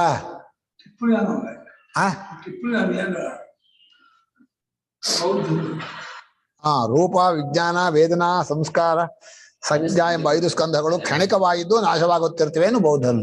ಸರಿಯ ಏನು ಕೊಟ್ಟ ಈ ಎನರ್ಜಿ ಇದ್ದತೆಗ ಅದು ಕ್ರಿಯಾತ್ಮಕಮ. ಅದೇ ಕರ್ತೃ ಶಕ್ತಿಯೇ ಎಲ್ಲತಿ ಬಣಿಪ ನೀಡಿನ. ಅದೇ ಕಾರಕ ಅಂದ್ರೆ ಕರ್ತೃಕಾರಕ. ಇಲ್ಲಿ ಕಾರಕ ಶಬ್ದ ಸಾಧನಾರ್ಥ ಎಂಡದೆ ಕರ್ತೃಕಾರಕತೆ ಪ್ರಶ್ನೆ ಇದೆ. ಕರ್ತೃ ಅಭ್ಯ ಈಗ ಜೀವನ ಅವ್ರ ಶಕ್ತಿ ಪ್ರಾಣನೇ ಜೀವನ ಅಲ್ಲಿ ಹೇಳೋಲ್ಲ ಗೊತ್ತಲ್ಲ.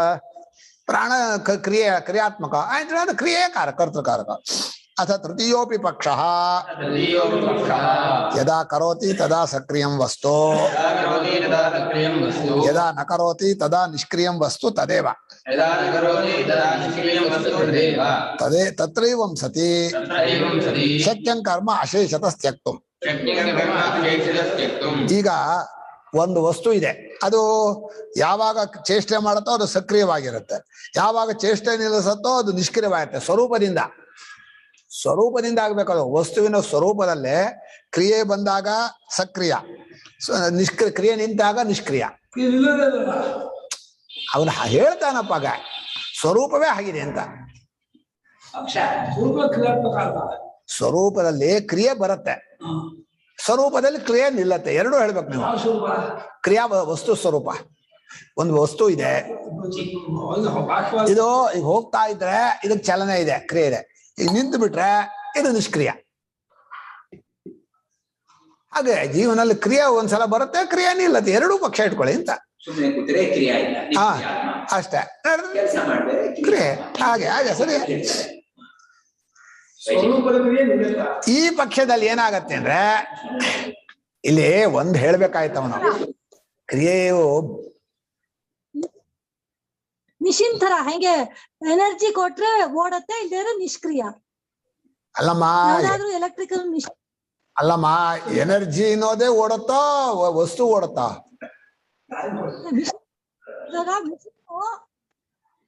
ಎನರ್ಜಿಯೇ ಓಡುತ್ತೋ, ಎನರ್ಜಿಯೇ ಓಡೋ ಕ್ರಿಯೆನಾ ಅಥವಾ ವಸ್ತುನಾ? ನೀವು ವ್ಯವಹಾರ ದೃಷ್ಟಿಯಲ್ಲಿ ಸರಿ, ನೀವು ದೃಷ್ಟಾಂತ ಕರೆಕ್ಟ್. ಶಕ್ತಿ ಬಂದಾಗ ಚಲನೆ ಮಾಡುತ್ತೆ, ಶಕ್ತಿ ಇಲ್ಲದ್ರೆ ಇಲ್ಲತ್ತೆ. ಬಸ್ಸು ಪೆಟ್ರೋಲ್ ಹಾಕಿ ಸುಟ್ರೆ ಓಡುತ್ತೆ, ಇಲ್ಲದ್ರೆ ತಪ್ಪಿಗಿರತ್ತೆ ಅಂತ. ಇದು ಸೂಕ್ಷ್ಮ ದೃಷ್ಟಿಯಲ್ಲಿ ಅಚೇತನವೇ ಕ್ರಿಯಾಕರ್ತೃ ಅಂತ. ಕ್ರಿಯೆಯು ಆಶ್ರಯ ಅಚೇತನವೇ ಆದ್ರಿಂದ ಅಚೇತನದಲ್ಲಿ ಕರೆಯುತ್ತೆ. ಅಚೇತನ ಚಲನೆ ಇಲ್ಲದ್ದು ಸ್ಥಿರವೋ?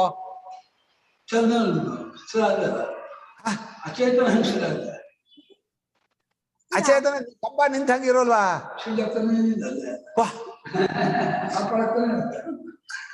ಇದೆಲ್ಲ ಸೂಕ್ಷ್ಮವಾದ ವಿಚಾರ. ಈ ಸಾಕು, ಇಲ್ಲಿ ಇಷ್ಟೇ ಸಾಕು. ಜೀವನ ಬಗ್ಗೆ ಚರ್ಚೆ. ಅವನು ಕೆಲಸ ಮಾಡುವಾಗ ಸಕ್ರಿಯ, ಕೆಲಸ ನಿಲ್ಸಿದ್ರೆ ನಿಷ್ಕ್ರಿಯ, ಅಷ್ಟೇ. ಈಗ ಈ ಪಕ್ಷ ಇಟ್ಕೊಂಡ್ರೆ ಈ ಜೀವನಿಗೆ ಕರ್ಮವನ್ನು ಬಿಡೋಕ್ಕೂ ಅವಕಾಶ ಇದೆ ಅಂತ ಒಂದು ತತ್ವಜ್ಞಾನದಾರಿಗೆ ಬರೋಕ್ಕೋಸ್ಕರ ಮಾಡಿದರು. ಅಯಂತು ಅಸ್ಮಿನ್ ತೃತೀಯೇ ಪಕ್ಷೆ ವಿಶೇಷ. ಅಯಂತು ಅಸ್ಮಿನ್ ದ್ವಿತೀಯೇ ಪಕ್ಷೇ ವಿಶೇಷಃ. ಜೀವ ಒಂದ್ಸಲ ಮಾಡುವಾಗ ಮಾಡೋನೋ ಬಿಡುವಾಗ ಮಾಡೋದೇವನೋ ಅಂದ್ರೆ ಈ ಮೂರನೇ ಪಕ್ಷದ ಒಂದು ವಿಶೇಷ ಇದೆ. ನ ನಿತ್ಯ ಪ್ರಚಲಿತಂ ವಸ್ತು ನಾಪಿ ಕ್ರಿಯೈವ ಕಾರಕಂ. ನಿತ್ಯ ಪ್ರಚಲಿತಂ ವಸ್ತು ನಾಪಿ ಕ್ರಿಯೈವ ಕಾರಕಂ. ಜೀವ ಅನ್ನೋ ವಸ್ತು ಯಾವಾಗಲೂ ಅಲುಗಾಡ್ತಾ ಇದ್ದಾನೆ ಅಂತ ಹೇಳಿದ್ರಲ್ಲ, ಆ ಪಕ್ಷವೂ ಅಲ್ಲ. ಆ ಕ್ರಿಯೆಯೇ ಕರ್ತೃಕಾರಕ ಅಂತ ಹೇಳಿದ್ರ, ಅದೂ ಅಲ್ಲ. ನಾಪಿ ಕ್ರಿಯೈವ ಕಾರಕ. ಕಿಂತರಿ ಮತ್ತೇನು ಅಂದ್ರೆ ವ್ಯವಸ್ಥಿತೆ ದ್ರವ್ಯೇ ಅವಿದ್ಯಮಾನ ಕ್ರಿಯಾ ಉತ್ಪದ್ಯತೆ ವಿದ್ಯಮಾನ ಚ ವಿನಶ್ಯತಿ. ಒಂದು ದ್ರವ್ಯ ಒಂದು ರೂಪದಿಂದ ಇದ್ಬಿಟ್ಟಿದೆ. ಜೀವನ ಹೇಳ್ತಾ ಇಲ್ಲ, ವಸ್ತು ಚೈತನ್ಯ, ಜೀವ ಅಂದ್ರೆ ಚೈತನ್ಯ ಅಂದ ನಾನು. ಇದು ಅಷ್ಟೇ. ವ್ಯವಸ್ಥಿತೆ ದ್ರವ್ಯ ಅಂದ್ರೆ ವಸ್ತು, ಜೀವ ಅಲ್ಲ. ಜೀವನ ಇಟ್ಕೊಂಡೆ ಪ್ರಶ್ನೆ. ಈಗ ಬಿಡೋಕ್ಕಾಗೋದು ಬಿಡದೇ ಜೀವನಿಗೆ ಹೆಂಗೆ ಅಂತ ಬಾಕಿಯವ್ರು ಬಿಟ್ಟು, ಜೀವನ ಸ್ವರೂಪ ವ್ಯವಸ್ಥಿತವಾಗಿ ಚೈತನ್ಯವಾಗಿದ್ರೆ ಅವನಿಗೆ ಅವಿದ್ಯಮಾನ ಕ್ರಿಯಾ ಉತ್ಪದ್ಯತೆ ವಿದ್ಯಮಾನ ಚ ವಿನಶ್ಯತಿ. ಇಲ್ಲದೆ ಇರೋ ಕ್ರಿಯೆ ಬರುತ್ತೆ ಅಥವಾ ಇರೋ ಕ್ರಿಯೆ ಹೋಗತ್ತೆ, ಅದರಿಂದ ಸಕ್ರಿಯ. ಇರೋದು ಹೋಗೋದು ಅಥವಾ ಇಲ್ಲದೆ ಇರೋದು ಬಂದಿರ್ತಾನೆ.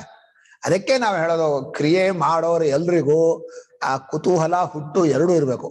ಏನೋ ಬಂತು ಏನೋ ಹೋಯ್ತು ಅಂತ ನಮ್ಮ ಭಾಷೆಯಲ್ಲಿ ಹೇಳ್ತೀವಲ್ಲ, ಬಂತು ಅಂದ್ರೆ ಹುಟ್ಟಿತು, ಹೋಯ್ತು ಅಂದ್ರೆ ಅದೇ ಕ್ರಿಯೆಗೆ ಫಲ. ಏನೂ ಹುಟ್ಟೋದಿಲ್ಲ ಏನೂ ನಾಶ ಇಲ್ಲ ಅಂದ್ರೆ ಕ್ರಿಯೆಗೆ ಅರ್ಥ ಇಲ್ಲ. ಈಗ ಕೊಳೆ ಹೋಗತ್ತೆ, ನಿನ್ನ ಆಪ್ಯ ಸಂಸ್ಕಾರ ಕೊಳೆ ಹೋಗತ್ತೆ, ಉಜ್ಜಿತಿ ಇರಲ್ಲ, ಒಂದು ಹೋಗ್ಬೇಕಲ್ಲ. ಆ ಕ್ರಿಯೆನ ಏನೋ ಒಂದು ಉಂಟಾಯ್ತು, ಇದು ಅತ್ತ ಆಚೆ ಎತ್ತಣ್ಣ ಆಯ್ತು ಅಂತೀಯಲ್ಲ.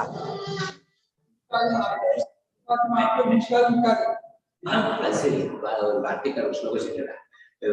ಕ್ರಿಯಾ ಕ್ರಿಯಾ ಪರಿಣಾಮ ಕ್ರಿಯಾ ಹಾಗಂತೆ ಅನುಪಕ್ರಿಯಮಾಣತ್ವ ವಿದ್ಯಾದೃಶ್ಯಾದಿ ಹಬ್ಬಮ ಅದಲ್ಲ, ಅದಂಡೆ.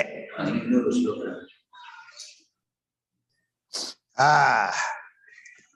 ದ್ರವ್ಯ ವ್ಯವಸ್ಥಿತ ಅಂದ್ರೇನೋ ಒಂದೇ ರೂಪ ಇದ್ದು ಬಿಡತ್ತೆ. ಈಗ ಆಕಾಶ ಇದೆ, ಆಕಾಶ ಕ್ರಿಯೆ ಅಂಟಿಸ್ಬೇಕು. ಗಾಳಿ ಓಡಾಡತ್ತಲ್ಲ, ಆಕಾಶ ಸ್ವಲ್ಪ ಆ ಕಡೆ ಈ ಕಡೆ ಸರ್ಕೋಬೇಕು. ಇಲ್ಲಿ ಹೋದ್ರೆ ಗಾಳಿ ಓಡಾಡಕ್ಕಾಗಲ್ಲ, ಜಾಗ ಕೊಡ್ಬೇಕಲ್ಲ ಗಾಳಿಗೆ. ಏನ್ ಮಾಡ್ಬೇಕು? ಸರ್ಕೊಳ್ಳೋದ ಇಲ್ವಾ? ಇಲ್ಲ ತೂತಾಗ್ಬಿಡತ್ತ? ಆಕಾಶ ಇರೋದ್ಲೇ ಬೇಡ ಅಂತ ಹೇಳ್ತು. ಸ್ವಾಮಿ, ಗಾಳಿ ಬೇರೆ ಆಕಾಶ ಬೇರೆ. ಬೇರೆ ಆ ಗಾಳಿ ಆಕಾಶದೊಳಗೆ ಓಡಾಡ್ಬೇಕು. ಧೂಮೆ ಅವಕಾಶ ಕೊಟ್ಟರೆ ಆಕಾಶ, ಅವಕಾಶ ಕೊಟ್ಟರೆ ಆಕಾಶ ತೂತಾಗ್ಬಿಡತ್ತ. ತೂತ ಆಕಾಶ, ತೂತಕ್ಕೆ ಬೇರೆ ಆಕಾಶ ಇಲ್ಲ. ಈಗ ಕ್ರಿಯೆ ಆಕಾಶಕ್ಕೂ ಸರ್ಕೊಂಡು ಬಂತು, ಆಯ್ತೋ ಇಲ್ವಾ? ಕ್ರಿಯೆ ಸ್ವಲ್ಪ ಬರುವುದಿಲ್ಲ ಆಕಾಶ. ಒಂದು ಕ್ರಿಯೆ ಇದ್ಮೇಲೆ ಅದ್ರ ಜೊತೆಲಿದ್ದವ್ರಿಗೂ ಕ್ರಿಯೆ ಬರ್ಬೇಕಲ್ಲ. ಅಭಿವೃದ್ಧಿ ಅಂತ ಆಕಾಶ ಬೆಳೆಯುತ್ತಾ, ಈಗ ಮಳೆ ಬಗ್ಗೆ ಆಕಾಶ ವೃದ್ಧಿ ಆಗುತ್ತೆ. ವ್ಯವಸ್ಥಿತವಾದ ಒಂದು ದ್ರವ್ಯ, ಸ್ಥಿರವಾದ ಒಂದು ದ್ರವ್ಯ, ಒಂದು ಕ್ರಿಯೆ ಉಂಟಾಗತ್ತೆ ಅಥವಾ ಇನ್ನೊಂದು ನಾಶವಾಗತ್ತೆ. ಕ್ರಿಯಾ ಉತ್ಪದ್ಯತೆ ವಿದ್ಯಮಾನಾಚ ವಿನಶ್ಯತಿ. ಶುದ್ಧಂತ ದ್ರವ್ಯಂ ಶಕ್ತಿಮತ್ ಅವತಿಷ್ಠತೆ ಇತ್ಯೇವಂ ಆಹುಃ ಕಾಣಾದಾಃ. ಆ ದ್ರವ್ಯ ಮಾತ್ರ ಶುದ್ಧವಾಗಿ ಶಕ್ತಿ ಉಳ್ಳದ್ದು ಹಾಗೇ ಇರುತ್ತೆ ಅಂತ ಹೇಳಿ ಕಾಣಾದರ ಮತ. ಕಾಣಾದರು ಅಂದ್ರೆ ವೈಶೇಷಿಕರು. ತದೇವ ಚ ಕಾರಕಮಿತಿ. ಆ ಶುದ್ಧವಾದ ದ್ರವ್ಯವೇ ಕಾರಕ. ಅಸ್ಮಿನ್ ಪಕ್ಷೆ ಜೀವನ ಜೀವ ಕಾರ್ಯವನ್ನು ಕ್ರಿಯಾತ್ಮಕ, ಸ್ವಸ್ನ ದ್ರವ್ಯ ಅಕ್ರಿಯಾತ್ಮಕ. ಅದೇ ದ್ರವ್ಯ ಜೀವ ಕಾರಕ. ಕ್ರಿಯಾ ಬರೋದು ಸಹ ಕಾರಕ ರೂಪೇಣ ಸ್ವಾತ್ಮಾನು. ಸರಿಯಾ? ಕರೆಕ್ಟ್. ಇವಾಗ ಲೋಕತ್ತರ್ಜನೆ ಕರೆದು ಅದ ಪಕ್ಷ ಪಕ್ಷತ್ರಯ ಮಾತ್ರ. ಅಸ್ಮಿನ್ ಪಕ್ಷೆ ಕೋ ದೋಷಃ. ಮೂರು ಪಕ್ಷ ಹೇಳಿ ಏನ್ ದೋಷ ಈಗ ಈ ಪಕ್ಷದಲ್ಲಿ ಹೇಳಿ. ಮೂರನೇ ಪಕ್ಷದಲ್ಲಿ ದೋಷ ಹೇಳಿ ಸ್ವಾಮಿ ಅಂದ್ರು. ಅಯಮೇವತು ದೋಷ ಅಂದ್ರು ಭಾಷ್ಯಕಾರ. ಸ್ವಾಮಿ ಇದೇ ವಕ್ಷ್ಯ ಮಾಡೋ ದೋಷ. ಅಯಮೇವತು ವಕ್ಷ್ಯ. ಸ್ವಭಾಗವತಂ ಮತಮಿದಂ. ಇದು ಭಗವಂತನ ಭಗವಂತನಿಗೆ ಒಪ್ಪಲ್ಲ ಅಂತ ಅರ್ಥ ಅಲ್ಲ. ಅಲ್ಲ ಅಲ್ಲ, ಭಗವಂತನಿಗೆ ಒಪ್ಪಿಗೆ ಅಲ್ಲ ಅಂತಲ್ಲ. ಅನುಭವ ವಿರುದ್ಧಂ ಅಂತ ಹೇಳೋದನ್ನೇ ಭಗವಂತ. ಅನುಭವ ವಿರುದ್ಧಂ ಇದಂ ಮತಂ. ಅನುಭವ ಇಲ್ಲೇ ಇದು ಗೀತೆ ವ್ಯಾಖ್ಯಾನವಾದ್ರಿಂದ ಅಭಾಗವತಂ. ಗೀತೆ ಕೃಷ್ಣನಿಗೆ ವಿರುದ್ಧವಾದ್ದು ಅಂತ. ಅವರ ಪಕ್ಷಕ್ಕೆ ಹೊಡೆಯಕ್ಕೆ ಹೋಗುದಿಲ್ಲ. ನೀನು ಆ ಪಕ್ಷ ತಗೊಳ್ಬಾರ್ದು, ಶ್ರೇಯಸ್ಕಾಮ್ಯ ಇದ್ದಾರೆ ಅವರಿಗೋಸ್ಕರ ಅಲ್ಲ ಉಪದೇಶ. ಅದಕ್ಕೋಸ್ಕರ ಇಲ್ಲ, ಅವರು ನೀವು ಸೋತಿರಿ, ನೀವು ಕೃಷ್ಣ ಅಭಾವದಲ್ಲಿ ಕೋಪೋಷ ಆಗ್ತದೆ. ಅದೇ ಅಭಾವತಮೆ. ಅದೇ ಕಥಂ ಜ್ಞಾಯತೆ, ಒಂದೇ ವಸ್ತುವಿಗೆ ಕ್ರಿಯೆ ಒಂದ್ಸಲ ಉಂಟಾಗತ್ತೆ, ಕ್ರಿಯೆ ಇಲ್ಲದೆ ಇರುತ್ತೆ, ಎರಡು ವಿರುದ್ಧವಾದ್ದು ಎರಡು ಹೇಳಿದ್ರೆ ಹೇಗಿದು ವಿರುದ್ಧ ಅಂದ್ರೆ ಯಥಾಹ ಭಗವಾನ್ ನಾಸತೋ ವಿದ್ಯತೆ ಭಾವ ಇತ್ಯಾದಿ. ಇಲ್ಲದೆ ಇರೋದಕ್ಕೆ ಇರುವಿಕೆ ಬರುವುದಿಲ್ಲ ಅಂತ ಒಂದು ಮಾತು ಹೇಳ್ದ. ಇದ್ದದ್ದು ಇಲ್ಲವಾಗುವುದು ಅನ್ನೋದಿಲ್ಲ. ಇರುವಿಕೆ ಯಾವುದೆಯೋ ಅದಕ್ಕೆ ಇಲ್ಲದಿರುವಿಕೆ ಬರಲ್ಲ, ಇಲ್ಲದೆ ಇರೋದಕ್ಕೆ ಇರುವಿಕೆ ಬರಲ್ಲ. ನೀವು ಎರಡೂ ಹೇಳ್ತೀರಿ. ನೀವು ಕೆಲವು ಕರ್ಮ ಹುಟ್ಟತ್ತೆ ಆಮೇಲೆ ಇಲ್ಲವಾಗತ್ತೆ ಅಂತ ಎರಡು ಹೇಳಿದ್ರಿ, ಆಗೋಲ್ಲ ಅಂದ್ರು. ಈ ರೀತಿಯಲ್ಲಿ ತಗೊಂಡ್ರೆ ಸಾಂಖ್ಯರ ಮತವೂ ಒಂದು ಅಸತ್ ಕಾರ್ಯವಾದವೇ. ಇಲ್ಲೇ ಇರೋದು ಒಂದು ರೂಪಾಂತರ ಪರಿಣಾಮ ಎಲ್ಲ ಅದೇ. ಈ ಸೈನ್ಸ್ನವರು ಚೇಂಜ್ ಆಗತ್ತೆ ಅಂದ್ರೂ ಹೋಯ್ತು. ಕಾಣಾದಾನಾಂ ಹಿ ಅಸತೋ ಭಾವ ಸತಶ್ಚ ಅಭಾವ ಇತಿ ಇದಂ ಮತಂ. ಇತೀದಂ ಮತಂ ಇತ್ತಂ ಅಂತ. ಇತೀದಂ ಅಂದ್ರೆ ಇತ್ತಂ. ಈ ರೀತಿ ಮತ ಅವರದು, ಯಾರದೋ ವೈಶೇಷಿಕರದು. ಅಸತ್ತು ಅಂದ್ರೆ ಇಲ್ಲೇ ಇರೋದು ಇರುವಿಕೆ ಮಾಡುತ್ತೆ, ಇದ್ದದ್ದು ಇಲ್ಲವಾಗತ್ತೆ. ಇಲ್ಲೇ ಇರೋ ಗಡಿಗೆ ಹುಟ್ಟತ್ತೆ, ಇದ್ದ ಮಣ್ಣು ಇಲ್ಲವಾಗತ್ತೆ. ಇಲ್ಲೇ ಇರೋ ಮೊಸರು ಹುಟ್ಟತ್ತೆ, ಇದ್ದ ಹಾಲು ಇಲ್ಲವಾಗತ್ತೆ. ಅಂದ್ರೆ ಇದ್ದದ್ದು ಇಲ್ಲವಾಗೋದು, ಇಲ್ಲೇ ಇರೋದು ಹುಟ್ಟೋದು ಅನ್ನೋದು ಅವರ ಅಭಿಪ್ರಾಯ ಅಂತ ಅವರಿಗೆ ದೃಷ್ಟಾಂತ. ಭಾಗವತತ್ವೇಪಿ ನ್ಯಾಯವಚ್ಚೇತ್ ಕೋ ದೋಷ ಇತಿ ಚೇತ್. ಸ್ವಾಮಿ ನಿಮಗ ಒಪ್ಪಿಗೆ ಇಲ್ಲ, ಭಗವಂತ ಹೇಳಿಲ್ಲ ಅಂತಂದ್ರೆ ಅನುಭವ ಯುಕ್ತಿ ಹೊಂದಿದ್ರೆ ಏನ್ ದೋಷ ಏನ್ ಹೇಳಿ. ಅನುಭವಕ್ಕೂ ಯುಕ್ತಿಗೂ ಎಲ್ರಿಗೂ ಹೊಂದೋದಾದ್ರೆ ಕೋ ದೋಷ ಇತಿ ಚೇತ್ ಉಚ್ಯತೆ ದೋಷವತ್ತು ಇದಂ. ಸ್ವಾಮಿ ಹೇಳ್ತೀವಿ ಕೇಳಿ, ಭಾಗವತ ಮತ ಅಲ್ಲ ಅಂದ್ರೆ ಅನುಭವ ಯುಕ್ತಿ ವಿರುದ್ಧ ಅಂತ ಅರ್ಥ. ಈ ದೋಷಗಳಿದೆ. ಸರ್ವ ಪ್ರಮಾಣ ವಿರೋಧ, ಎಲ್ಲಾ ಪ್ರಮಾಣಗಳಿಗೂ ಅವರ ಮತ ವಿರುದ್ಧ, ಅವರ ಮಾತಿಗೂ ವಿರುದ್ಧ, ನಮ್ಮ ಅನುಭವಕ್ಕೂ ವಿರುದ್ಧ, ಎಲ್ಲಕ್ಕೂ ವಿರುದ್ಧ. ಯದಿತಾವದ್ ವ್ಯಣಕಾದಿ ದ್ರವ್ಯಂ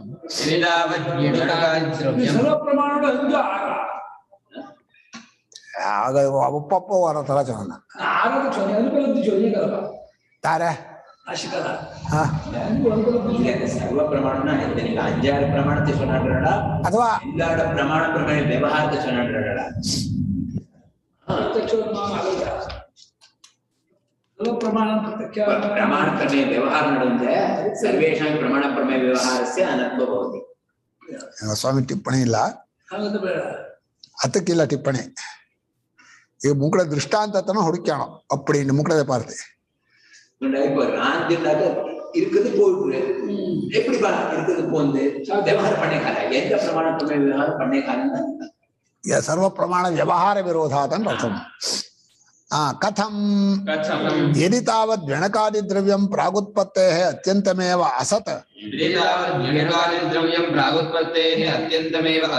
ಉತ್ಪನ್ನಂಚ ಸ್ಥಿತಂ ಕಂಚಿತ್ ಕಾಲಂ ಪುನಃ ಅತ್ಯಂತಮೇವ ಅಸತ್ವಂ ಆಪದ್ಯತೆ. ಈಗ ಎರಡು ಅಣುಗಳು ಸೇರಿ ದ್ವಿಣಕ ಅನ್ನುವಂತ ಒಂದು ದ್ರವ್ಯ ಹುಟ್ಟತ್ತೆ ಅಂದ್ರು. ಆ ಎರಡು ಅಣುಗಳು ಸೇರಿ ಹುಟ್ಟೋಕ್ ಮುಂಚೆ ದ್ವಿಣಕ ಅನ್ನೋದು ಎಲ್ಲೂ ಇಲ್ಲ, ಅತ್ಯಂತ ಅಸತ್ತು. ಅತ್ಯಂತ ಅಸತ್ತು ಅಂದ್ರೆ ದೃಷ್ಟಾಂತ ಬೇಕಿಲ್ಲ, ಎಲ್ಲೂ ಇಲ್ಲ ಅಂತ ಅಷ್ಟೇ. ಅದಕ್ಕೆ ಮತ್ತೆ ಇನ್ನೊಂದಾಗತ್ತೆ.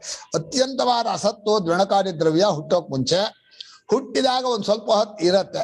ಉತ್ಪನ್ನಂಚ ಸ್ಥಿತಂ ಕಂಚಿತ್ ಕಾಲಂ, ಒಂದು ಸ್ವಲ್ಪ ಹೊತ್ತಿರುತ್ತೆ. ಪುನಃ ಅತ್ಯಂತಮೇವ ಅಸತ್ವಂ, ಮತ್ತೆ ಎಲ್ಲೂ ಒಂಚೂರು ಇಲ್ದಾಗ ಹೋಗ್ಬಿಡತ್ತೆ. ಏನೋ ಒಂದು ರೂಪಾಂತರ ತಾಳತ್ತೆ ಅಥವಾ ಬೇರೊಂದು ರೂಪದಲ್ಲಿ ಇರುತ್ತೆ, ಇಲ್ಲ ಪೂರ್ತಿ ಇಲ್ಲವಾಗತ್ತೆ. ತಥಾಚ ಸತಿ ಅಸದೇವ ಸಜ್ಜಾಯತೆ ಸದೇವ ಅಸತ್ವಮಾಪದ್ಯತೆ. ಇಲ್ಲದೆ ಇರೋದು ಇದೆ ಅಂತ ಆಗತ್ತೆ, ಇದೇ ಇರೋದು ಇಲ್ಲ ಅಂತ ಆಗ್ಬಿಡುತ್ತೆ. ಅಭಾವೋ ಭಾವೋ ಭವತಿ, ಭಾವಶ್ಚ ಅಭಾವೋ ಭವತಿ.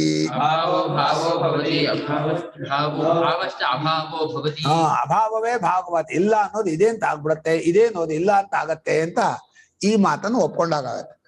ತತ್ರ ಅಭಾವ ಜಾಯಮಾನಃ ಪ್ರಾಗುತ್ಪತ್ತೇಃ ಶಶವಿಷಾಣ ಕಲ್ಪಃ. ಸ್ವಲ್ಪವೂ ಇಲ್ಲದೆ ಇರುವಂತಹ ಅಭಾವ ಹುಟ್ಟೋಕ್ ಮುಂಚೆ ಶಶವಿಷಾಣದ ಹಾಗೆ ಇರುತ್ತಾನೆ. ಇಲ್ಲ ಅನ್ನೋದು ಸಮಾನ. ಶಶವಿಷಾಣವು ದ್ವಿಣಕಾದಿಗಳ ಇಲ್ಲದಿರುವಿಕೆಯೂ ಸಮಾನ. ಅದರಲ್ಲೇನು ವಿಶೇಷಣ ಹಾಕಬಹುದು ಅಷ್ಟೇ ನೀವು. ಆ ಶಬ್ದ ಮಾತ್ರ ವಿಶೇಷ. ಘಟಸ್ಯ ಪ್ರಾಗಭಾವ ಘಟಸ್ಯ ಪ್ರಧ್ವಂಸಾಭಾವ ಘಟಯೋರನ್ಯೋನ್ಯ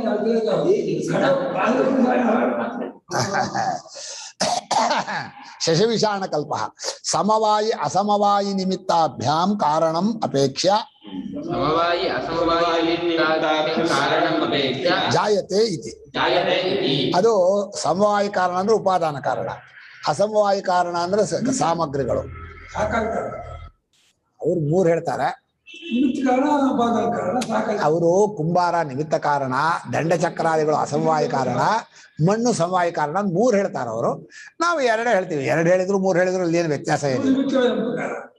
ಹಾ, ಚಕ್ರ ದಂಡ ಆಯ್ತಾರೆ ನಿಮಿತ್ತ. ಸಮವಾಯಿ ಅಸಮವಾಯಿ 2 ಹೇಳಿದ್ರು, ಅಥವಾ ನಿಮಿತ್ತಾಖ್ಯಂ 3 ಇಟ್ಕೊಂಡು ಹುಟ್ಟತ್ತೆ. ಯಾವುದೋ ಮೊಲದ ಕೊಂಬು ಒಂದು ಇದಾಗತ್ತೆ, ಬಿಲ್ಲಾಗ್ಬಿಡುತ್ತೆ. ಶಶಶೃಂಗ ಧನುರ್ಧರ ಸಮವಾಯಿ ಕಾರಣ ಅಸಮವಾಯಿ ಕಾರಣ ನಿಮಿತ್ತ ಕಾರಣದಿಂದ ಅದು ಹುಟ್ಟತ್ತೆ ಅಂದ್ರು. ಕಾರಣಂ ಅಪೇಕ್ಷೆ ಜಾಯತೆ ಇತಿ. ನಚ ಏವಂ ಅಭಾವಃ ಉತ್ಪದ್ಯತೆ ನ ಚ ಏವಂ ಅಭಾವಃ ಉತ್ಪದ್ಯತೆ ಕಾರಣಂಚ ಅಪೇಕ್ಷತೆ ಇತಿ ಶಕ್ಯಂ ವಕ್ತುಂ. ಕಾರಣಂಚ ಅಪೇಕ್ಷತೆ ಇತಿ ಶಕ್ಯಂ ವಕ್ತುಂ. ಮೊಲದ ಕೊಂಬಿನಾಗಿರೋ ಈ ಅಭಾವಕ್ಕೆ ಅದಕ್ಕೊಂದು ಕಾರಣ ಬೇಕೋ, ಅದು ಹುಟ್ಟತ್ತೆ ಅಂದ್ರೆ ಅದೆಲ್ಲ ಅನುಭವ ವಿರುದ್ಧ ಯುಕ್ತಿ, ಯಾರು ಒಪ್ಪಲ್ಲ. ಏನೂ ಇಲ್ಲದೆ ಇರೋದು ಅದಕ್ಕೊಂದು ಹುಟ್ಟೋದಕ್ಕೆ ಕಾರಣ ಬೇಕೋ, ಸರಿನಾ? ಯಾರು ತಾರ್ಕಿಕರು ಬಿಟ್ಟು ಬೇರೆ ಯಾರು ಒಪ್ಕೊಳ್ಳೋದು? ಅಶಕ್ಯಂ ವಕ್ತುಂ ಅಸತಾಂ ಶಶವಿಷಾಣಾದೀನಾಂ ಅದರ್ಶನಾತ್. ಅದಾಂ ಶಶವಿಷಾಣಾದೀನಾಂ ಅದರ್ಶನಾತ್. ಅದು ಮೊದಲೇ ಅವ್ರು ದೃಷ್ಟಾಂತ ಕೊಟ್ರು. ಮೊಲದ ಕೊಂಬು ಹೇಗೆ ಏನು ಕೆಲ್ಸಕ್ಕೆ ಬರಲ್ವೋ, ಅದೇನು ಮಾಡೋಕ್ ಬರೋಲ್ಲ, ಏನು ಪರಿವರ್ತನೆ ಆಗಲ್ಲ. ಬಂಜೆ ಮಗನಿಗೂ ಉಪನಯನ ಮಾಡೋಕ್ ಬರೋಲ್ಲ. ಅದಕ್ಕೆ ಎಂಥದ್ದು ಇಲ್ಲ. ಇಲ್ಲದೆ ಇರೋದಕ್ಕೆ ಏನ್ ಮಾಡಕ್ಕಾದ್ರು? ವ್ಯಾಪಾರ ಇಲ್ಲದೆ ಇರೋದು ಹುಟ್ಟೋದಾದ್ರೆ ಶೃಂಗಾದಪಿ ಸರಕಾರಂ ಕುರಿಯು ಅಂತ ಹೇಳಿದ್ರಲ್ಲ ಭಾಷ್ಯಕಾರರು. ಹಾ, ಇಲ್ಲದೆ ಇರೋದನ್ನೇ ಹುಟ್ಟೋದಾದ್ರೆ ಕೋಡಿಂದ ಹಾಲು ಬರ್ಸ್ಬೋದು ನೀವು. ಅದಕ್ಕೆ ಇದೇ ಬೇಕಾದ್ರೆ ಎಳ್ಳೇ ಯಾಕೆ ತಗೋಬೇಕು? ಮರಳಿಂದಲೇ ಬರಲಿದ್ದೆ ತಗೊಂಡ್ರೆ ಅವನೇನು ಮಂಗಳನೇ ಇಲ್ಲದೆ ಇರೋದು ಸಮಾನ ಆದ್ಮೇಲೆ ಇಲ್ಲದೆ ಇರೋದ್ರ ಮೇಲೆ ವ್ಯಾಪಾರವೇ ಇಲ್ಲ ಅಂತ. ಇಲ್ಲದೆ ಇರೋದ್ರ ಮೇಲೆ ಕ್ರಿಯೆ ಮಾಡೋಕ್ ಬರಲ್ಲ. ನಿಮಗೆ ಕ್ರಿಯೆಗೆ ಕಾರಕತ್ವ ಇಲ್ಲ. ಕಣ್ಣಿಂದ ಸಿಗ್ತಾ ಇರ್ತದೆ. ಶಶವಿಷಾಣ ಕಲ್ಪ ಬಂಜೆ ಮಗ ಅನ್ನುವಂಥ ಕಲ್ಪಿತವಾದ ವಸ್ತುಗಳಿದೆಯಲ್ಲ, ಅಂದ್ರೆ ಇಲ್ಲದೆ ಇರೋದು ಅದು ಯಾವ ಕ್ರಿಯೆಗೂ ಯಾವ ಕಾರಕ್ಕೂ ಆಗಲ್ಲ. ಕ್ರಿಯೆ ಉಪಯೋಗಿಸೋಕೆ ಬರೋಲ್ಲ ಅದು. ಭಾವಾತ್ಮಕಶ್ಚೇತ್ ಘಟಾದಯ ಉತ್ಪದ್ಯಮಾನಾಃ ಭಾವಾತ್ಮಕಶ್ಚೇತ್ ಘಟಾದಯಃ ಉತ್ಪದ್ಯಮಾನಾಃ ಕಿಂಚಿತ್ ಅಭಿವ್ಯಕ್ತಿ ಮಾತ್ರೇ ಕಾರಣಂ ಅಪೇಕ್ಷೆ ಉತ್ಪದ್ಯಂತೆ ಇತಿ ಶಕ್ಯಂ ಪ್ರತಿಪತ್ತುಂ. ಅಭಿವ್ಯಕ್ತಮಾತ್ರೇ ಕಾರಣಂ ಅಪೇಕ್ಷ ಉತ್ಪದ್ಯಂತೆ ಇತಿ ಶಕ್ಯಂ ಪ್ರತಿಪತ್ತುಂ. ಮಣ್ಣಿನ ರಾಶಿಯಲ್ಲಿ ಇರೋ ಗಡಿಗೆಗೆ ಏನೋ ಅಭಿವ್ಯಕ್ತಿಗೂ ಏನೋ ಒಂದು ಪ್ರಯತ್ನ ಮಾಡ್ಬೇಕು. ಚೆನ್ನಾಗಿ ನೀರಾಗಿ ತುಳಿದು ಅದನ್ನ ಹಾಕಿ ಚಕ್ರ ತಿರುಗಿಸಿದ್ರೆ ಇದ್ದ ಗಡಿಗೆ ಆಕಾರ ಕಾಣುತ್ತೆ ಅಷ್ಟೇ. ಭಾವಾತ್ಮಕಾಶ್ಚೇತ್ ಘಟಾರಯ ಅಂದ್ರವರು ಅಂದ್ರೆ ವಿದ್ಯಮಾನ ಏವ ಘಟಾರಯ ಅಭಿವ್ಯಕ್ತಿ ಮಾತ್ರ. ಸ್ವಾಮಿಗೆ ಶುದ್ಧ ಭಾಷೆ ಪ್ರಣಾಮ ಅಂತ ಹೊಡೆದ ಅಪೇಕ್ಷಾ ದೃಷ್ಟಿಯಿಂದ ಭಾಷ್ಯಕಾರರು ಒಂದು ಪ್ರಾಣಿಗಳಿಗೆ ವೃತ್ತಿ ಲಾಭ, ಪ್ರಾಣಿಗಳಿಗೆ ಉತ್ಕ್ರಮಣ ಇತ್ಯಾದಿಗಳು ಅನ್ನುವಾಗ ಇಲ್ಲಿ ವೃತ್ತಿ ಲಾಭ ಪಕ್ಷವನ್ನ ಹೊಡೆದು ಉತ್ಕ್ರಮಣ ಎತ್ತಿದಲ್ಲ ಸೂತ್ರ ಭಾಷೆಯಲ್ಲಿ. ಬರೆದಾಗಲೂ ವೃತ್ತಿ ಲಾಭ ತಗೊಂಡ್ರು, ಸೂತ್ರ ಭಾಷೆ ಉತ್ಕ್ರಮಣ ಹೇಳಿದ್ರು. ಇದು ಒಂದು ದೃಷ್ಟಿಯಿಂದ ಒಂದನ್ನು ಹೊಡೆಯೋದು ಒಂದು ಭಾಷೆಕಾರ ಶೈಲಿ. ಇದನ್ನ ಇಲ್ಲಿ ಪರಿಣಾಮ ಆಗತ್ತೆ, ಉಪಾದಾನ ಕಾರಣವೇ ಇದಾಗತ್ತೆ ಅನ್ನೋದನ್ನ ಗೀತೆಯಲ್ಲಿ ಇದನ್ನು ಹೊಡೆದಾಕಿದ್ದಾರೆ. ಅದು ದೃಷ್ಟಿ ಭೇದ ಇದೆ. ಹೊಡೆದಾಕಿದ್ದಾರೆ ಅಂತಲ್ಲ, ಅಪೇಕ್ಷೆ ಮೇಲ ದೃಷ್ಟಿಯಿಂದ ಈ ಮಾತು ಹೇಳಿದ್ದಾರೆ. ಅದು ಈ ಕರೆದ ಭಾಷೆ ಎಲ್ಲ ಕೊನೆಗೆ ನನ್ನಿರೋದವ್ರು ಅಂದೇನಂದೆ ಭಾವಾತ್ಮಕನೇನೋ ಮೊದಲೇ ಇದ್ದವು ಅಂತ. ಅವಾಗ ಏನ್ ಕೇಳ್ಬೇಕು? ಮೊದಲೇ ಇದ್ರೆ ಗಡಿಗೆ ಯಾಕೆ ಮಾಡ್ಬೇಕು? ಮಣ್ಣಲ್ಲಿ ಗಡಿಗೆ ಮುಂಚೆನೆ ಇದ್ರೆ ಅಂದ್ರೆ ಕಾಣಿಸ್ತಾ ಇರಲ್ಲ. ಯಾರಿಗೋ ಒಬ್ರಿಗೆ ಕಾಣಿಸುತ್ತೆ. ಯಾರಿಗೆ ಕಾಣಿಸುತ್ತೆ? ಹಾ, ಅವ್ನು ಮಾಡಕ್ ಹೊರಟು ಅವನಿಗೆ ಇರೋ ಗಡಿಗೆ ಕಾಣಿಸ್ತಾ ಇರತ್ತೆ. ಆದ್ರಿಂದ ಅದನ್ನು ಉಂಟು ಮಾಡಬೇಕು ಅಂತ ಹೇಳಿ ಅದಕ್ಕೆ ಮರೆಯಾಗಿರೋದನ್ನ ಆ ಘಟಭಾಷೆ ಭರ್ತಿ ಹಳಗಾರನೆ ಏವನ್ 2 ಥರ ಮರೆ, 2 ಥರ ಮರೆ ಎಂದ್ರು. ಒಂದು ವಸ್ತುವನ್ನೇ ಆಶ್ರಯಿಸ್ಕೊಂಡಿರೋ ಮರೆ, ಒಂದು ತರೆ ಮರೆ, ಇನ್ನೊಂದು ಕಾರ್ಯ ಅಂತ. ಹಾ, ಅದೊಂದು ಮರೆ. ಕಾರ್ಯ ಬೇರೆ. 2 ಥರ ಮರೆ. ಏನು ಭಾಷ್ಯಕಾರರ ಅನುಭವ ಅಂದ್ರೆ ಬಹಳ ಅರ್ಥ ಆಗತ್ತಾ? ದೊಡ್ಡ ದೊಡ್ಡವರೆಲ್ಲ ಬಂದಿದ್ದಾರೆ, ನಾ ಏನು ಹೇಳಕ್ ಆಗೋದೇ ಇಲ್ಲ, ಹೇಳ್ರಿ ಅಂದ್ರೆ ಕೇಳ್ತಾ ಇಲ್ಲ ಅವರು. ಹಾ ಏನು ಗೊತ್ತಿಲ್ಲ, ಅರ್ಥ ಆಗಂಡಕಲ್ಲ ಅಣ್ಣ. ಅಷ್ಟೇ ಅರ್ಥ ಆಗುತ್ತೆ. ಆಗ್ತಾ ಇದೆಯಾ? ಅರ್ಥ ಆಗಿಲ್ಲ ಇಬ್ರು ಹೇಳಪ್ಪ ಅನುಭವ. ನೀವು ಏನಾದ್ರು ಹೇಳ್ರಿ ರಾಮೋ ವಿಗ್ರಹವಾನ್ ಧರ್ಮ ಆಗ್ಲಿ. ಅರ್ಥ ಆಗ್ತಾ ಇದೆ ಗುರುಗಳೇ, ಹಾ ಅರ್ಥ ಆಗ್ತಾ ಇದೆ. ಅರ್ಥ ಆಗ್ತಾ ಇದೆಯಾ? ಕಾರ್ಯವು ಮೊದಲೇ ಇದ್ದದ್ದು 2 ಮರಗಳಿಂದ ಮುಚ್ಚಿದೆ ಅಂತ. ಒಂದು ಬೇರೊಂದು ಕಾರ್ಯದ ಆಕಾರ ಮುಚ್ಕೊಂಡಿದೆ, ಅಥವಾ ಆ ಕಾರ್ಯದ ಇದಕ್ಕೆ ರಾಶಿ ಇದು ಯಾವುದು ಗೋಡೆನೋ ಕಟ್ಲೆನೋ ಮುಚ್ಕೊಂಡಿರುತ್ತೆ. ಆ ತರ ಅದು ಕಿಂಚಿನ ಅಭಿವ್ಯಕ್ತಿ ಮಾತ್ರ ಕಾರಣ. ಅಭಿವ್ಯಕ್ತಿಗೆ ನೀವು ಕ್ರಿಯೆ ಮಾಡೋದು, ಕಾರ್ಯವನ್ನು ಉಂಟು ಮಾಡೋಕಲ್ಲ. ಕಾರ್ಯ ಹುಟ್ಟೋಲ್ಲ. ಏನ್ ಮಾಡ್ತೀರಿ? ಇದ್ದದ್ದು ತೋರಿಸ್ಕೊಳ್ಳೋದು ನೀವು ಪ್ರಯತ್ನ ಮಾಡ್ತೀರಿ. ಉತ್ಪದ್ಯಂತೆ ಇದು ಶಕ್ಯಂ ಪ್ರತಿಪತ್ತಂ. ಇದು ನೋಡಿ ಬೇಕಾದ್ರೆ ನೀವು ಕಾರ್ಯಕಾರಣ ಸ್ವಲ್ಪ ಹುಟ್ಟತ್ತೆ ಅಂತ ಇದನ್ನ ಶಬ್ದ ಹೇಳ್ಬೋದು. ಕೊನೆಗೆ ಹೇಳಿದ್ರೆ ಅಲ್ಲೂ ತಪ್ಪಿದೆ. ಇಲ್ಲದೆ ಅಲ್ಲೂ ಇಲ್ಲದೆ ಇರೋ ಕಾರ್ಯವೇ, ಇಲ್ಲೂ ಇಲ್ಲದೆ ಇರೋ ಕಾರ್ಯವೇ. ಟೈಮ್ ಆಯ್ತು. ನಾರಾಯಣ ಪರೋ ವ್ಯಕ್ತ ದಂಡಮವ್ಯಕ್ತ ಸಂಭವಂ ಅಂಡಸ್ಯಾಂತಸ್ಮೇ ಲೋಕ ಸಪ್ತದ್ವೀಪಾಜಮಿ